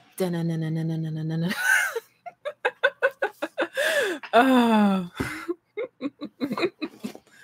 Oh, man. No, Hannah, I have not. I need to catch up. You know what I am caught up on? Did anybody watch like the most recent E? Stop it. You know E makes me laugh. I know I need to make one that's just somebody yelling, let me have this. I just want nice things. Did anybody watch the latest H3 podcast? It was real uncomfortable. I need to stop leaning in. Why do I wish I was an ASMR channel? I really do. Sometimes I'm watching an ASMR channel. I'm like, why don't I do that? Can I just read just excerpts of something really like sultry? Hey guys, today we're going to read some fan fiction.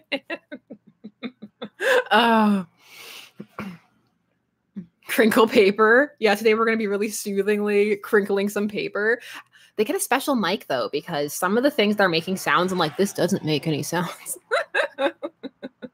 It would just be me drinking from a straw though. I'm like, what could I do that I do all the time? Drink from a straw. Oh.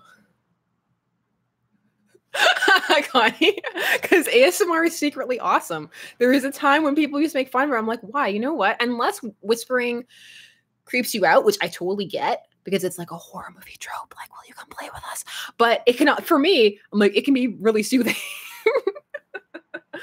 Don't. I love Shake It Like a Salt Shaker. You know about the booty playlist. Do, do, do, do, do, do, do. Shake it like a salt shaker. Keep popping till you percolate. First booty on duty, no time to wait. Why would you do that to me? Oh my gosh. Why?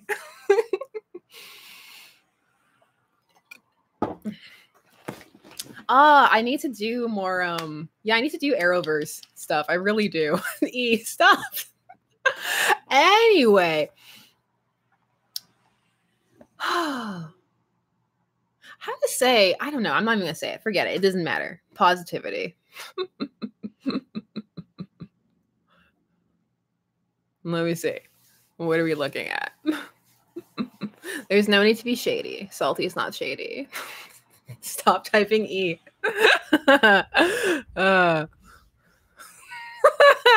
Nikki Vicky. I'm so lame. That was nearly the snort laugh. Oh man. So good. Also, yes, I do have a booty playlist. It's not weird. I have to keep it secret and safe because I like to listen to it in the car. So I'm like, also because of that, also just because of my love of really aggressive electro music, that's what I need to listen to help my daughter fall asleep. So it's really funny. We'll be trying to get to sleep, and it's just Mr. Krefts, like She's Good for Business and Work on You and the Lit dubstep remix and all kinds of stuff. Oh, Cold Flash. Cold Flash is fun. Electro Swing, yes. Caravan Palace.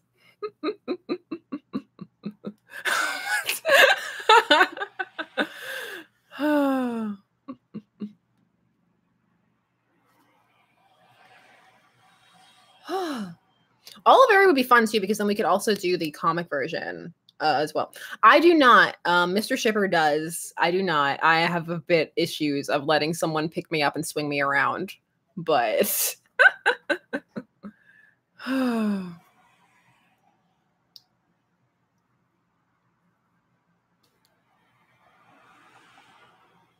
does anybody? I should do more anime. I really should. I should brave all of the "you're mispronouncing it," and in Japan this is happening, and like do some more. Ooh, Event Horizon. I love Event Horizon so much. Just like I crinkled my nose, like, Oh my goodness. I do like anime. I like anime a lot. I really do. It's a lot of times the series are a bit longer, so I can't get into it. And especially if it's not dubbed, because you need to be looking at the screen to read the subtitles, and taking care of a 14-month-old all day. That is not something that I can do, which is why the dub sub war is really ridiculous to me, because I'm always like, you can like both, and B, sometimes one will be better than the other, and it can be either one that can be better. And 3, there are lots of reasons why you might not be able to read the subs. So just like, don't make it a thing. Why you gotta make it a thing? Have you ever played an instrument? I play the trumpet. So yes, I do. Trumpet for life.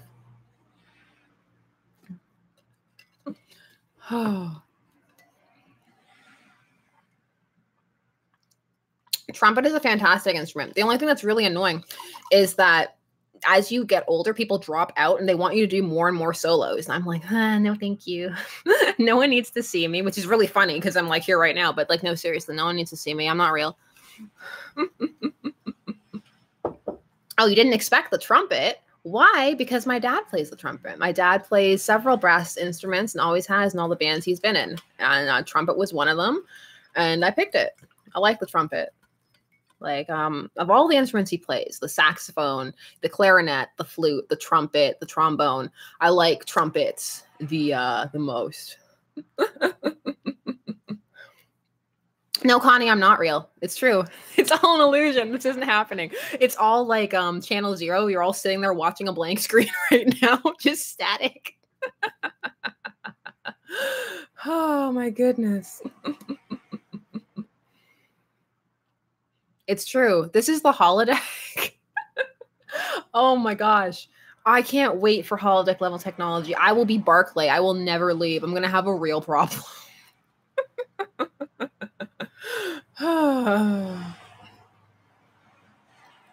That's right. This is Candle Cove. It wasn't about pirates at all. It was just a live stream.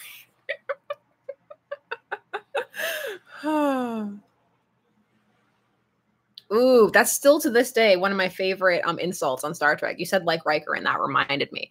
Just when the episode Sarek, again, TNG, great episode, when Sarek comes on board and Wesley and LaForge have that fight in the section where they're preparing the vat for the ambassadors. And he's all like, Wesley, you don't have a date. And he turns around and he's all like, at least I don't have to find my woman on the holodeck. And I'm like, oh, snap. It's so good. Wesley gets too much hate, honestly. Wesley's kind of fantastic.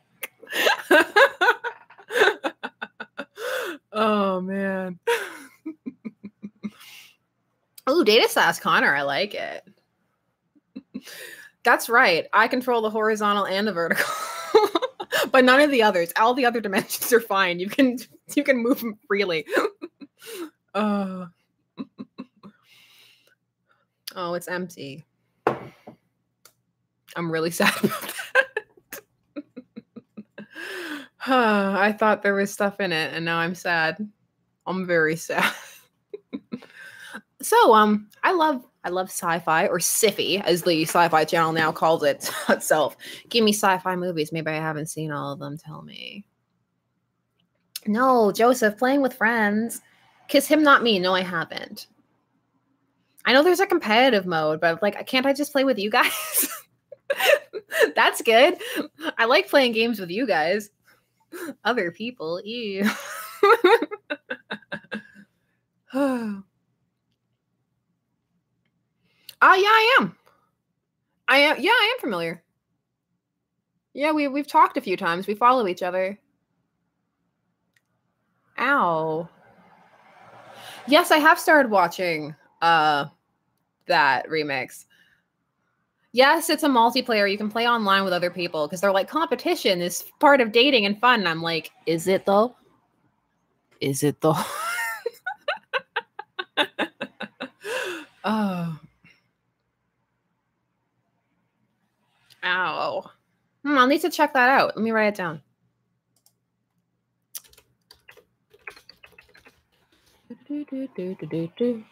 Cruising down on Main Street. You're relaxing, feeling good. I do remember Titan A. The end credit song, embarrassingly, I could still sing to you, and it was and is on my MP3 player. Take the path of least resistance into the great unknown. No directory assistance. Now you're on your own. If you're looking for a new world, it's right before your eyes. Amok time.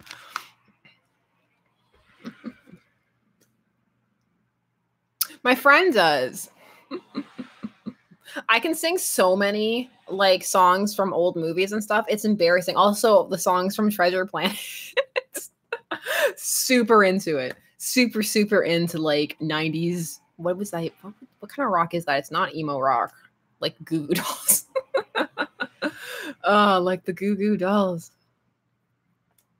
Oh, that's the thing, Dark Yasha. Like sometimes the effects really don't age well, which is why I like going back. When things have a combo of practical and CG, they age a lot better than something that's just trying to showcase CG, because it's inevitable that eventually our eyes won't be tricked as much by it. Dad rock.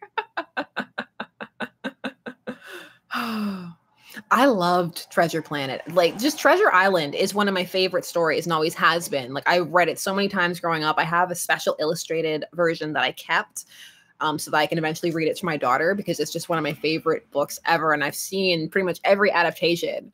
And oh. Muppet Treasure Island is so good. Tim Curry. Tim Curry. Tarzan has one of the most terrifying death scenes out there.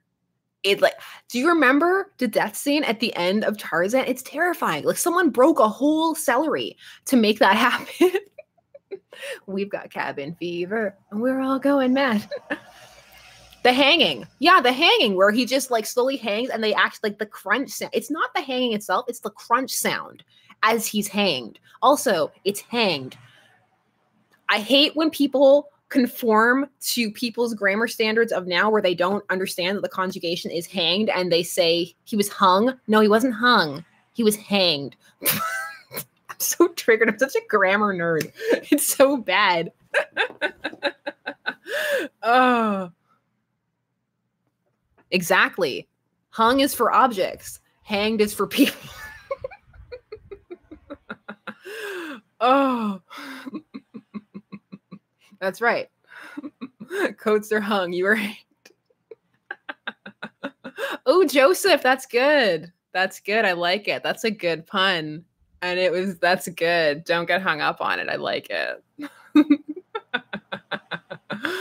Oh, perfect.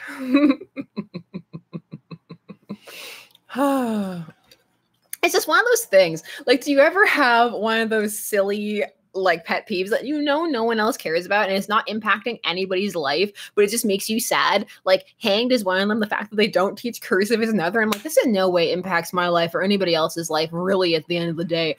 But I'm just like, but why though? Tell me, do any of you, Italian? Oh, that bugs me. I'm like, I just want to run into a room.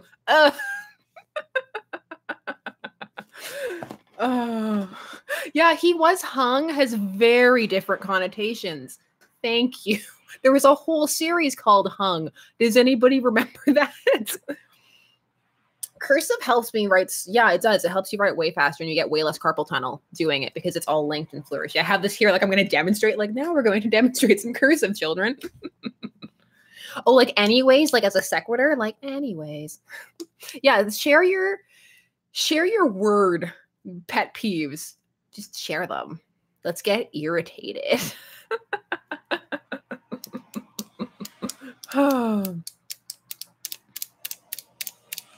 Nothing will help me type faster read.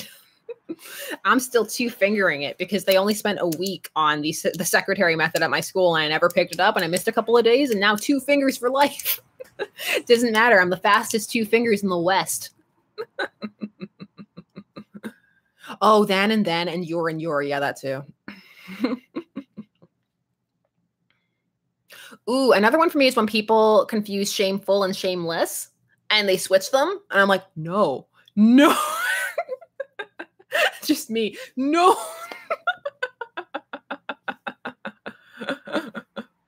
Oh, yeah. Like I could care less is a good one for that. So is, a near miss. Like whenever somebody says a near miss to my dad, he's like, so it was a hit then. It's like a near miss is a hit.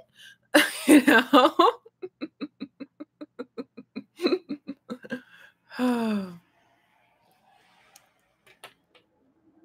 Oh, we have a saying up here too. Do you guys have this wherever you are? And there he was gone.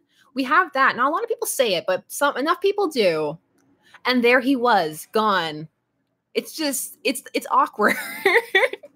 It's just a very, very awkward phrase. Oh,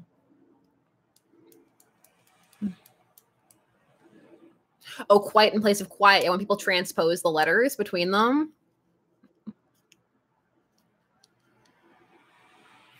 Let's go fly a kite.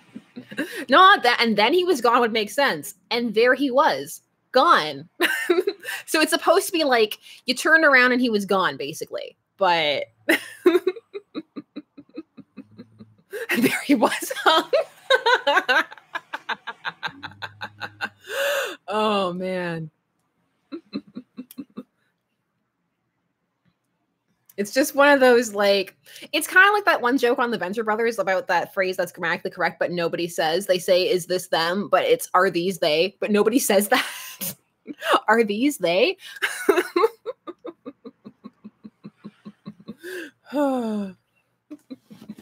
Hey guys, are these they? Oh.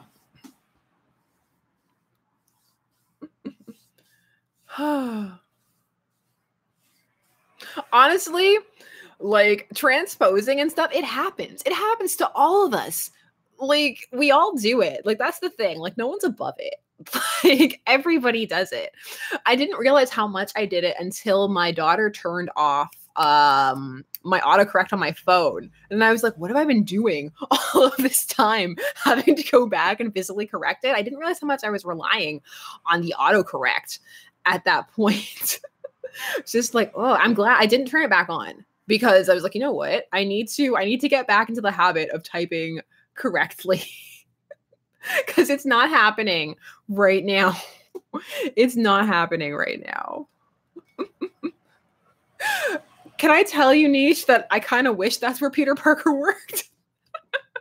That's a fantastic transposing of letters right there. Oh. Oh, learned? Learned is some old English. He was so learned. Learned. Oh. Peter Parker working as a stripper to pay the bills. You know, he'd earn more probably than selling his photos to the Bugle, to be honest. Oh.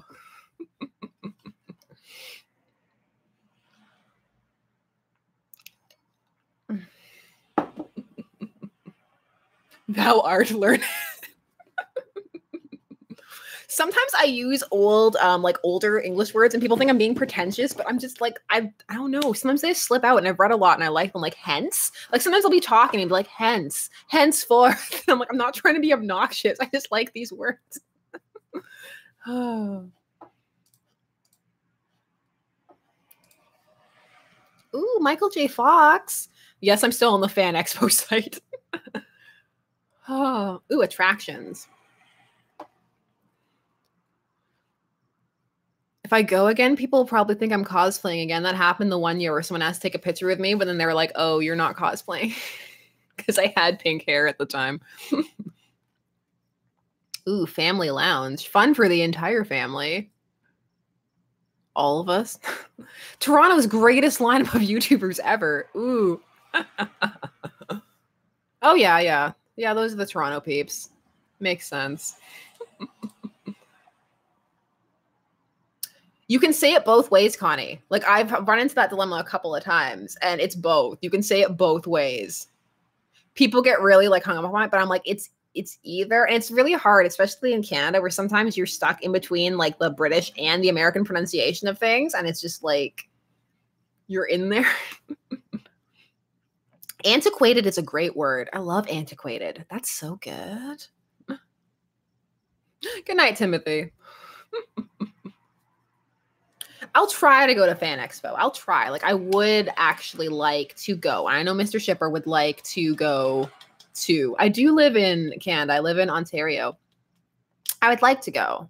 It would be fun. It'd be fun to just go walk around, because that's what I do. Like, I just go walk around. Like, I don't know. I find panels really intimidating. A lot of them are fun, but it feels like a lot of them have gotten very pointed, and that you have to have like, okay, like this is what you think and this is what this panel is about, and you get up there and you say it, and I'm just like, I'm scared. I don't know, maybe I'm just completely projecting and it's not like that at all, but I legit get really anxious about like social stuff. I'm that person who, before there's a party, like, you know, you can try and talk yourself out of it. I'm just Liz Lemon in the mirror before a party. That is just me all the time. Like, stop sweating. Why are you messing this up? Oh my God. Good night, Connie.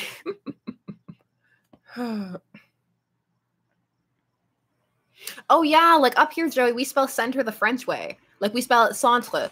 And so whenever I try and spell it, my computer is always like, do you mean center? I'm like, no, I mean centre, parce qu'on parle français, parce que c'est Canada, bilingue, toutes ces choses. Certains mots sont français. It's like whenever we're watching Nailed It and there's that one thing where it's like, and this and he will speak only in French, and I'm like, oh no. Oh. Oui, un petit peu.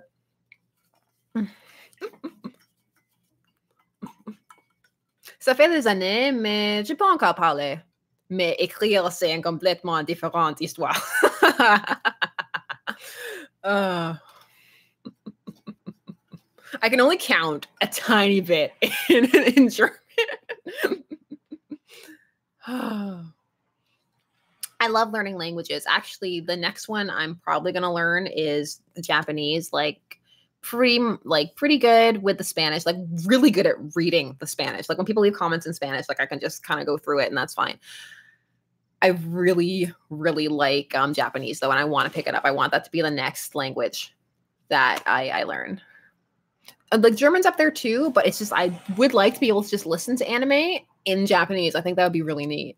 Also, my dad learned Chinese, so I'm kind of like, you know what? If my dad can learn Chinese, I can learn Japanese. Like I can do it. Like my dad's in his late 50s, nearly 60, and like just the other day, he was like, "I'm gonna learn Mandarin," and I was like, "That's really cool." Pequeño español. No más y no y no repito.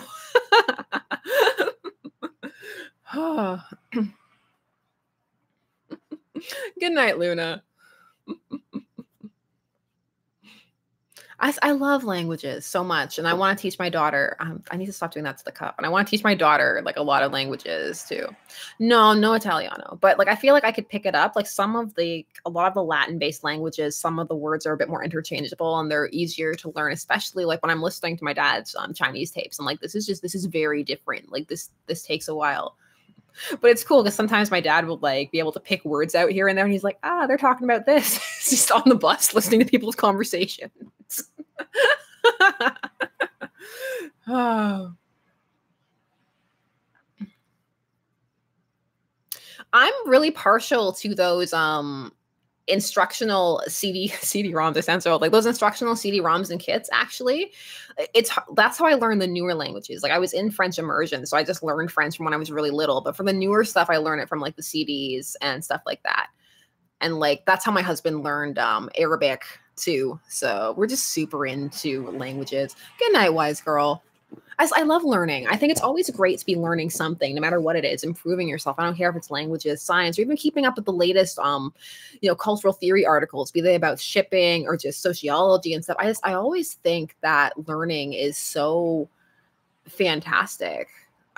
That sounds so lame. I'm so nerdy, but I really do. I think that it really helps you just keep your mind growing and active. You know what they say, like if you don't use it, you lose it. And that's very much true. And it's like, yeah, of course your brain can only hold so much stuff at one time and you can't remember everything, but it's always good to be growing. And it's a good feeling to come out of a day knowing something that you didn't know before. Like I like to try and learn one new thing a day. And it doesn't have to be something profound or anything. Like even if it's just like, ooh, like DS9 documentary. Now I can learn some more about the behind the scenes stuff about my favorite show. I'm like, I learned something today. The more you know. Sign language, a little bit. Just I didn't pick it up as well as I could have. I wanted to because I wanted to teach my daughter to sign because it's really easy to teach babies to sign the basics. And then it's really helpful because they can sign before they can speak, and it also helps them learn to speak. But my daughter's sleep regression was so bad that I could not teach her to. But I do have the book for the sign language. I mean, my little cousin who's 2 can sign, and I'm like, that's really cool. And I think it's really good. And also because it helps them communicate with you, and you can just know what they want. And there's not that frustration because you can see when children are frustrated that they can't communicate. They know what they want to say and they can't say it. They're not developed enough to. So signing really helps that. It really gets to my head. That reminds me, the signing book. I really need to get on it. That's what I will do tomorrow. I will start the signage again. Start signage. Yes, I write lists for myself to do. Start sign training again.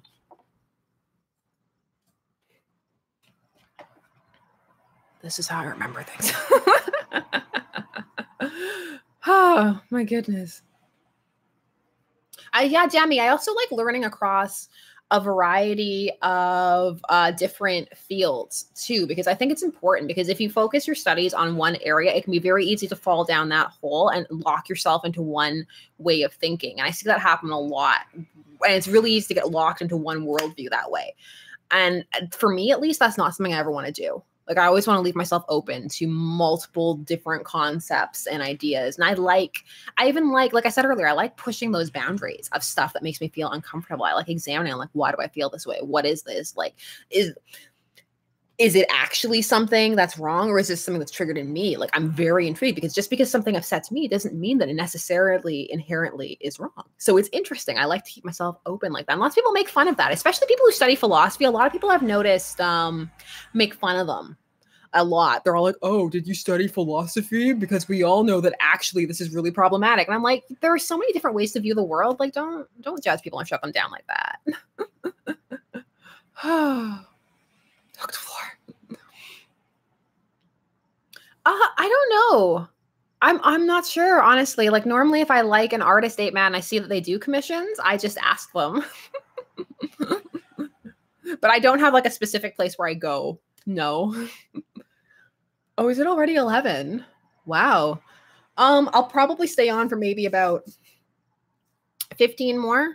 I think that sounds about fair. Yeah, I think that sounds about good. I think if Mr. Shipper was awake, that's when he would come and get me. Rainy days, you know there's no topic. Instagram has, yeah, it's true. Instagram has a lot of really good artists. Do you notice that Hot Topic sometimes steals art from Instagram artists and uses it to make stuff with? It's not cool.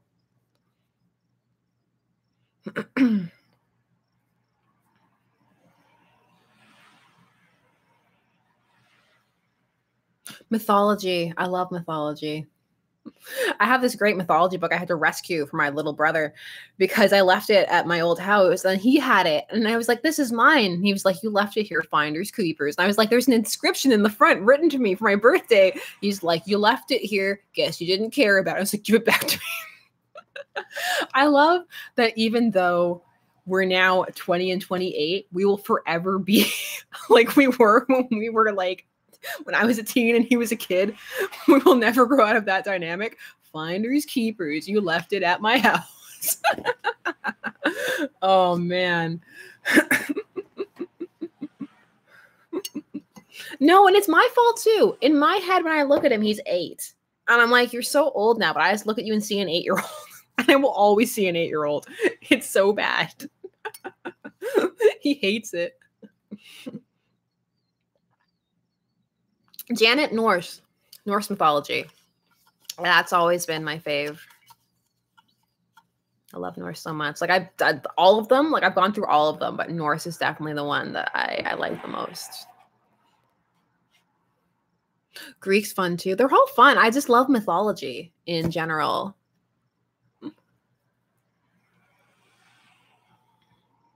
Oh, Suleiman, I hope you're doing good too. I can't believe I said I hope you're doing good after that whole thing about like grammar. Grammar. Now let me be completely grammatically incorrect. While we're at it, let's start a sentence with and. Or as. Have I played Dad of War? No, I have not. My friend says that it's good though. Demi, how dare you?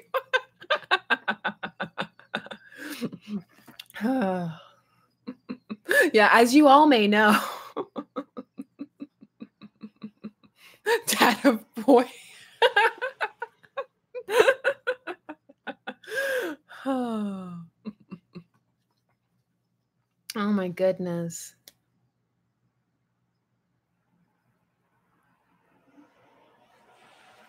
Mythological ships. I'm pretty sure I did. I'm sure if I went back to the page and saw what people were shipping, I'd probably remember that I was on board with some of them. I'm pretty sure there was some like Apollo stuff going on with me. But for me, it was always just the fascination of seeing the different explorations of creation and, you know, all the explanations of the world. And I really, really like them. And I'm into the ballads and the history. And I've always really liked that stuff, all the different histories and stuff like that. Like, actually, one of my favorite cultural studies books, I have to say, Chinua Achebe, Things Fall Apart, is one of my favorite books out there. Definitely. This has nothing to do with shipping at all. I just think that that's a fantastic book. And if anybody hasn't read it, I think that it's definitely worth a read. It's really good. Apollo Extreme.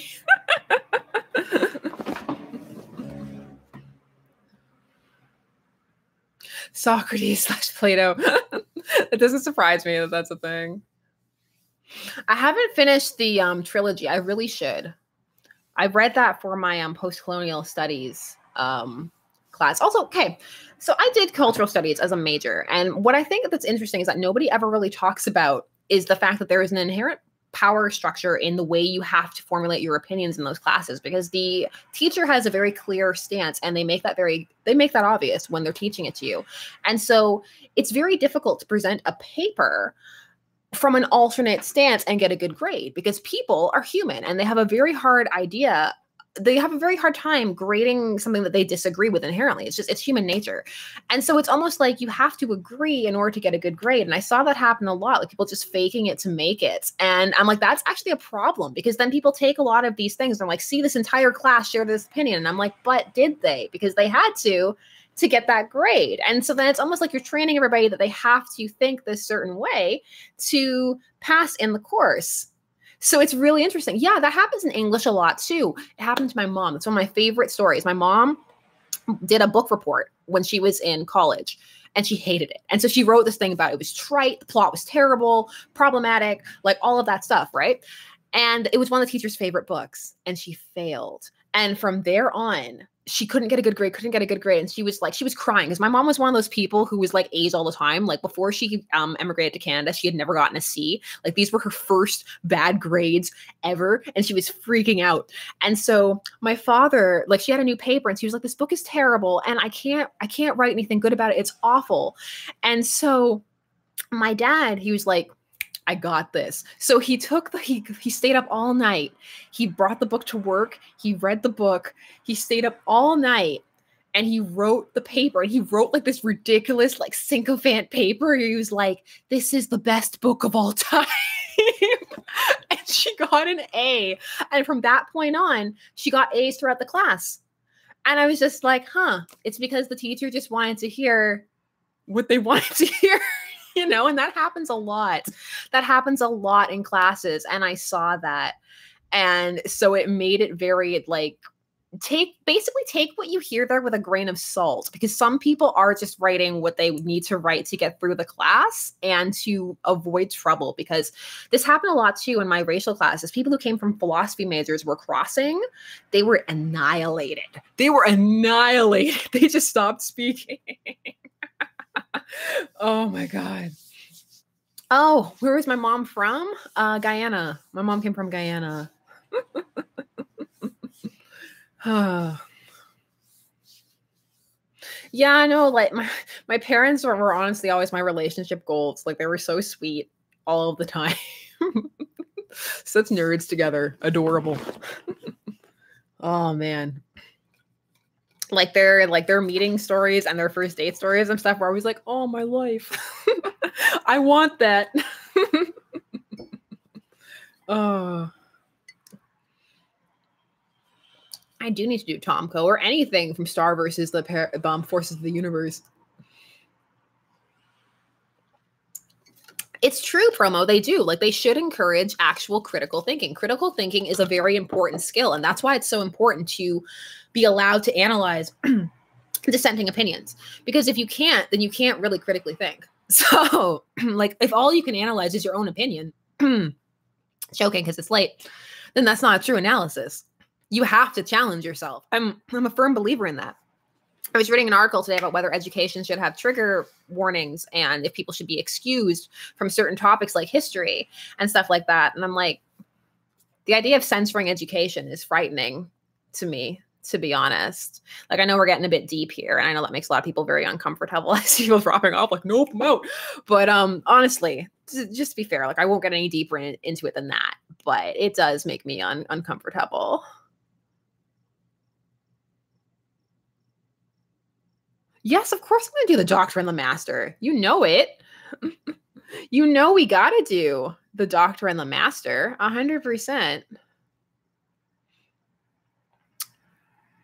We also need to do more of we need to do more Gravity Falls stuff. Like, I was going to back in the day, and then it just kind of fell off for a little bit. My mom was a professor. I think that's why partially why I'm so like passionate about this. I'm like, teaching. She worked so hard to teach.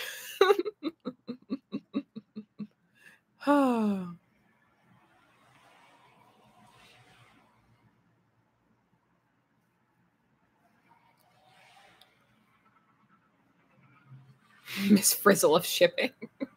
I'm digging having my Miss Frizzle hair, to be honest. I am. I need to stop rubbing it. How is that helping it? That's not helping anything. What am I doing?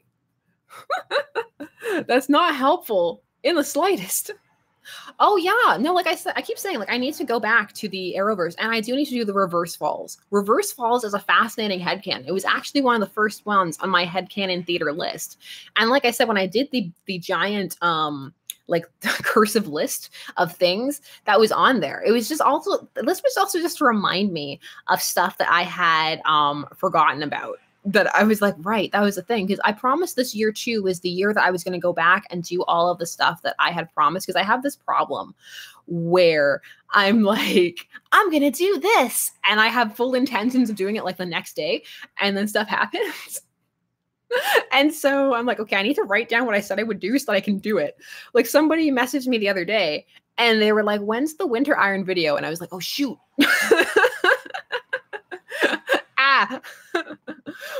I'm a bad YouTuber, but I put it on the list because I do want to do Winter Iron too. And actually, Winter Iron is going to be really interesting right now at this point. Like, it's going to be really, really interesting.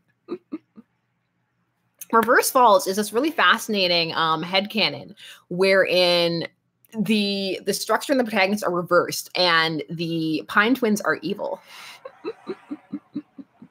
Oh, Earthrocker. Oh my goodness. You're from way back. Thank you. I appreciate that, by the way. That was a long time ago. It wasn't that long. It feels a long time ago. In internet years, it's ancient. Actually, Demi, I did do a K-pop Fanversations video. We did do one. It's one of the ones that I need to edit. It was fun. It was really fun.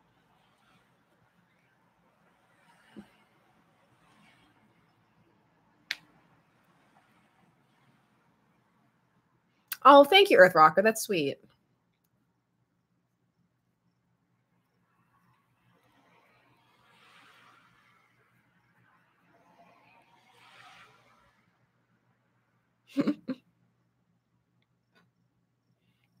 Oh, I definitely want to do more crack ship vids, Melissa, 100%. Again, on the list.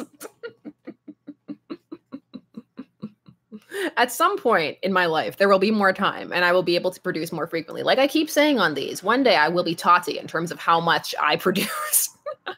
Goals, life goals to produce that much.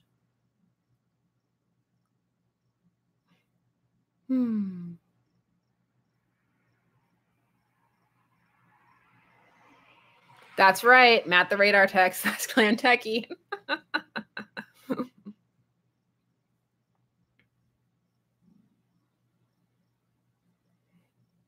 I love writing crack ships with absolute seriousness too, to be honest. And like crack played straight is fantastic. It can be as good as like those camp movies that are played completely straight, which I miss, by the way. Like camp played serious, so good.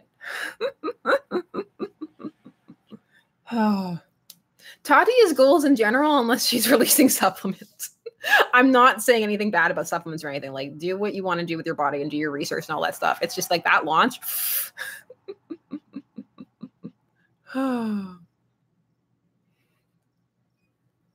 Nice pastiche. That's fantastic. Also, by the way, your Picard icon is everything. Oh man.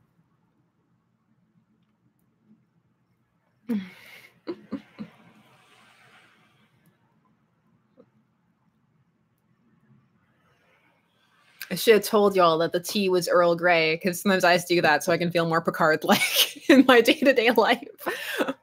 There's a bar here called the Lockhart, and I'd low-key want to go because they have a drink called the Picard. So, because I'm that person.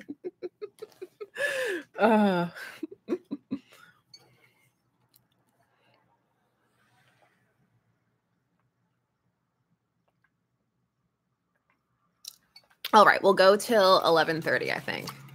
That's fine.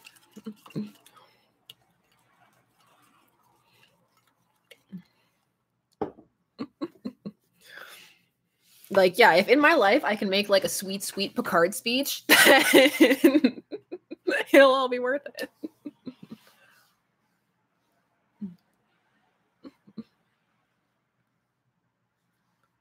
Oh. This has been good. This has been a good stream, I have to say. It's fun. I feel like every week, like we get more and more into the groove of it, which I really like and really enjoy. And I hope that you're enjoying them too. And I hope they don't get too tangenty or weird for you. Like I really want to always keep this to be a very fun space or anything like where we can all just hang out. I really do enjoy it. Like y'all make my Tuesday. You really do. Like I look forward to it.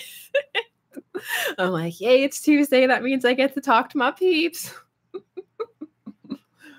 That's right. Digital hugs. All of the digital hugs.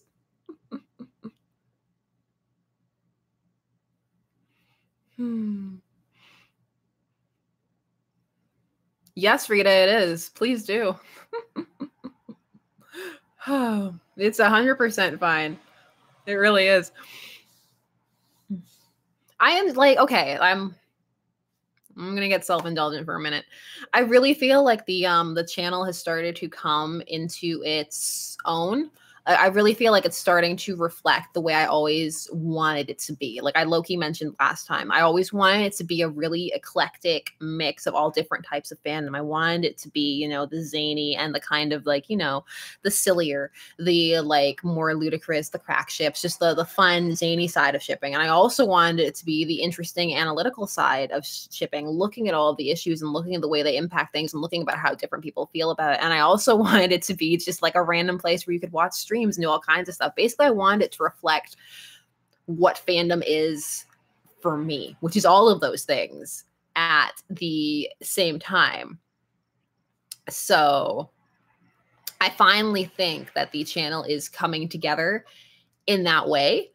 And I'm really, really, I'm really liking that. I know that it's like, it's no longer one thing. And like, that can be a bit off-putting. And I hope it's not too off-putting because I don't want that. But I do feel it's finally coalescing, you know, if that makes any sense. And I'm really happy about it because for those couple of months where like there was no sleep happening and stuff, it was very much like, it'll never happen. I'll never sleep again. Oh my goodness. That was me, by the way. My dad still makes fun of me. It's terrible. Like, hey, you'll never sleep again. Oh my gosh.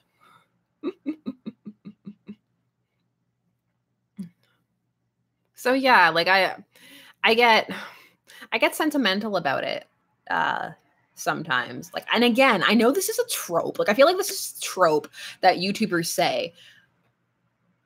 But like for me, and I always want this to be true, I do it for fun. Like this is just a very fun outlet for me. And I always want it to be that.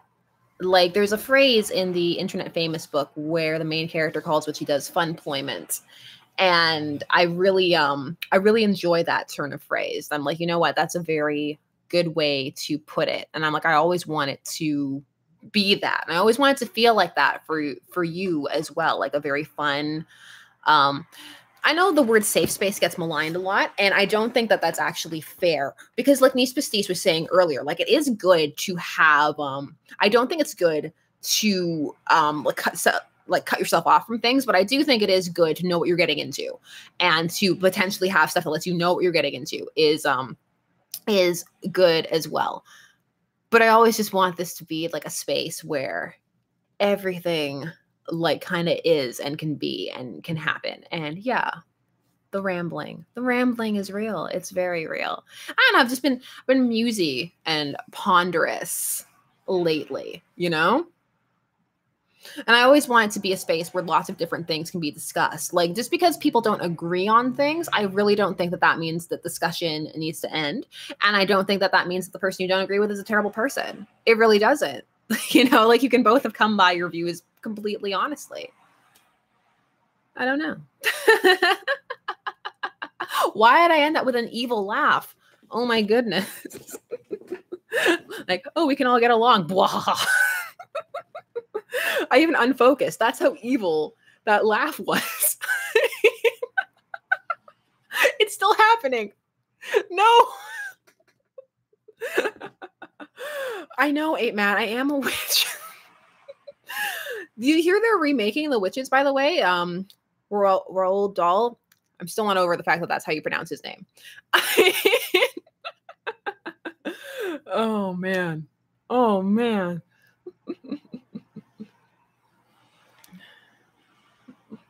I know. People say they can identify me by my laughter. They're like, oh, I didn't think you were here, and then I heard you laugh. Yes, they are remaking that. See, every time like the wind comes in, I'm like, I can do this for like 12 more hours. I can stream forever. Oh, man. Oh, when the witches take off their skin, I'm not okay. I'm not okay. Yeah, I'm recognized by my laugh and usually by my hair, depending on what I'm doing with it. That's how people find me, because it's always been ridiculous and distinctive. They're like, you with the red, the blonde, the red to blonde ombre. Oh.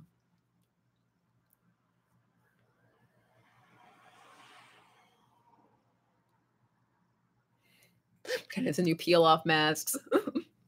Oh, I want to do, that reminds me, 8-Man. Okay. Again, with the list, I want to do a thing of like classic, like iconic classic ships. And if I ever do, Morticia and Gomez Addams, 100%. Also, because like that's just my marriage. So, like all of it. Weird, dark, everything. It's all of it. My husband and I are just Gomez and Morticia. Kissing up the arms, just embarrassing people with PDA in public. It's just us. Oh, man. Oh.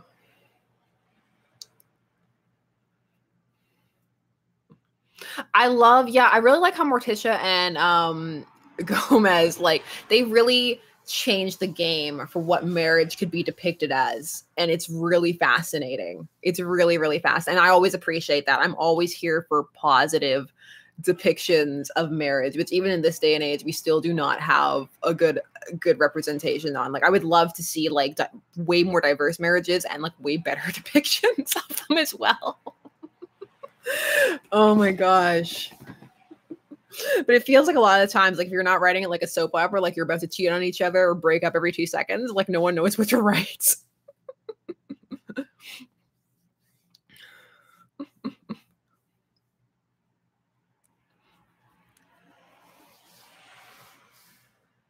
They're like a really good example, like Elle, they're like a really good example of what people like about the Joker and Harley dynamic when it works, which is the whole like us against the world. Like we complete each other and get each other, and we are weird against the world, and it doesn't matter because we love each other. Like Morticia and Gomez, like they have that. You know, it's like completely finding your person who gets you. And I think everybody would like, even it doesn't have to be romantic. Like it can just be a friend or like just, you know, like just somebody who gets you. You know, like that's so rare to find someone who genuinely gets you. So I totally get why people love it.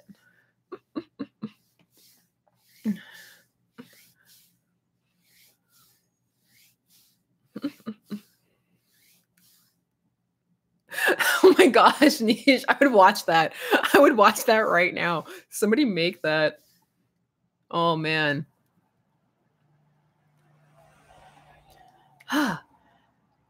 Okay. I'm going to be good. I'm going to get off. I'm going to do some scripting or some editing or something productive. I will be productive in some capacity. I will be productive. So thank you so much for joining me. This was a lot of fun, as it always is. Thank you for joining, sharing in my news, chatting, getting kind of weird and deep about certain stuff. Just the usual. Thank you so much. More vids coming soon, as always. Thanks for the E. E. And I will see you next.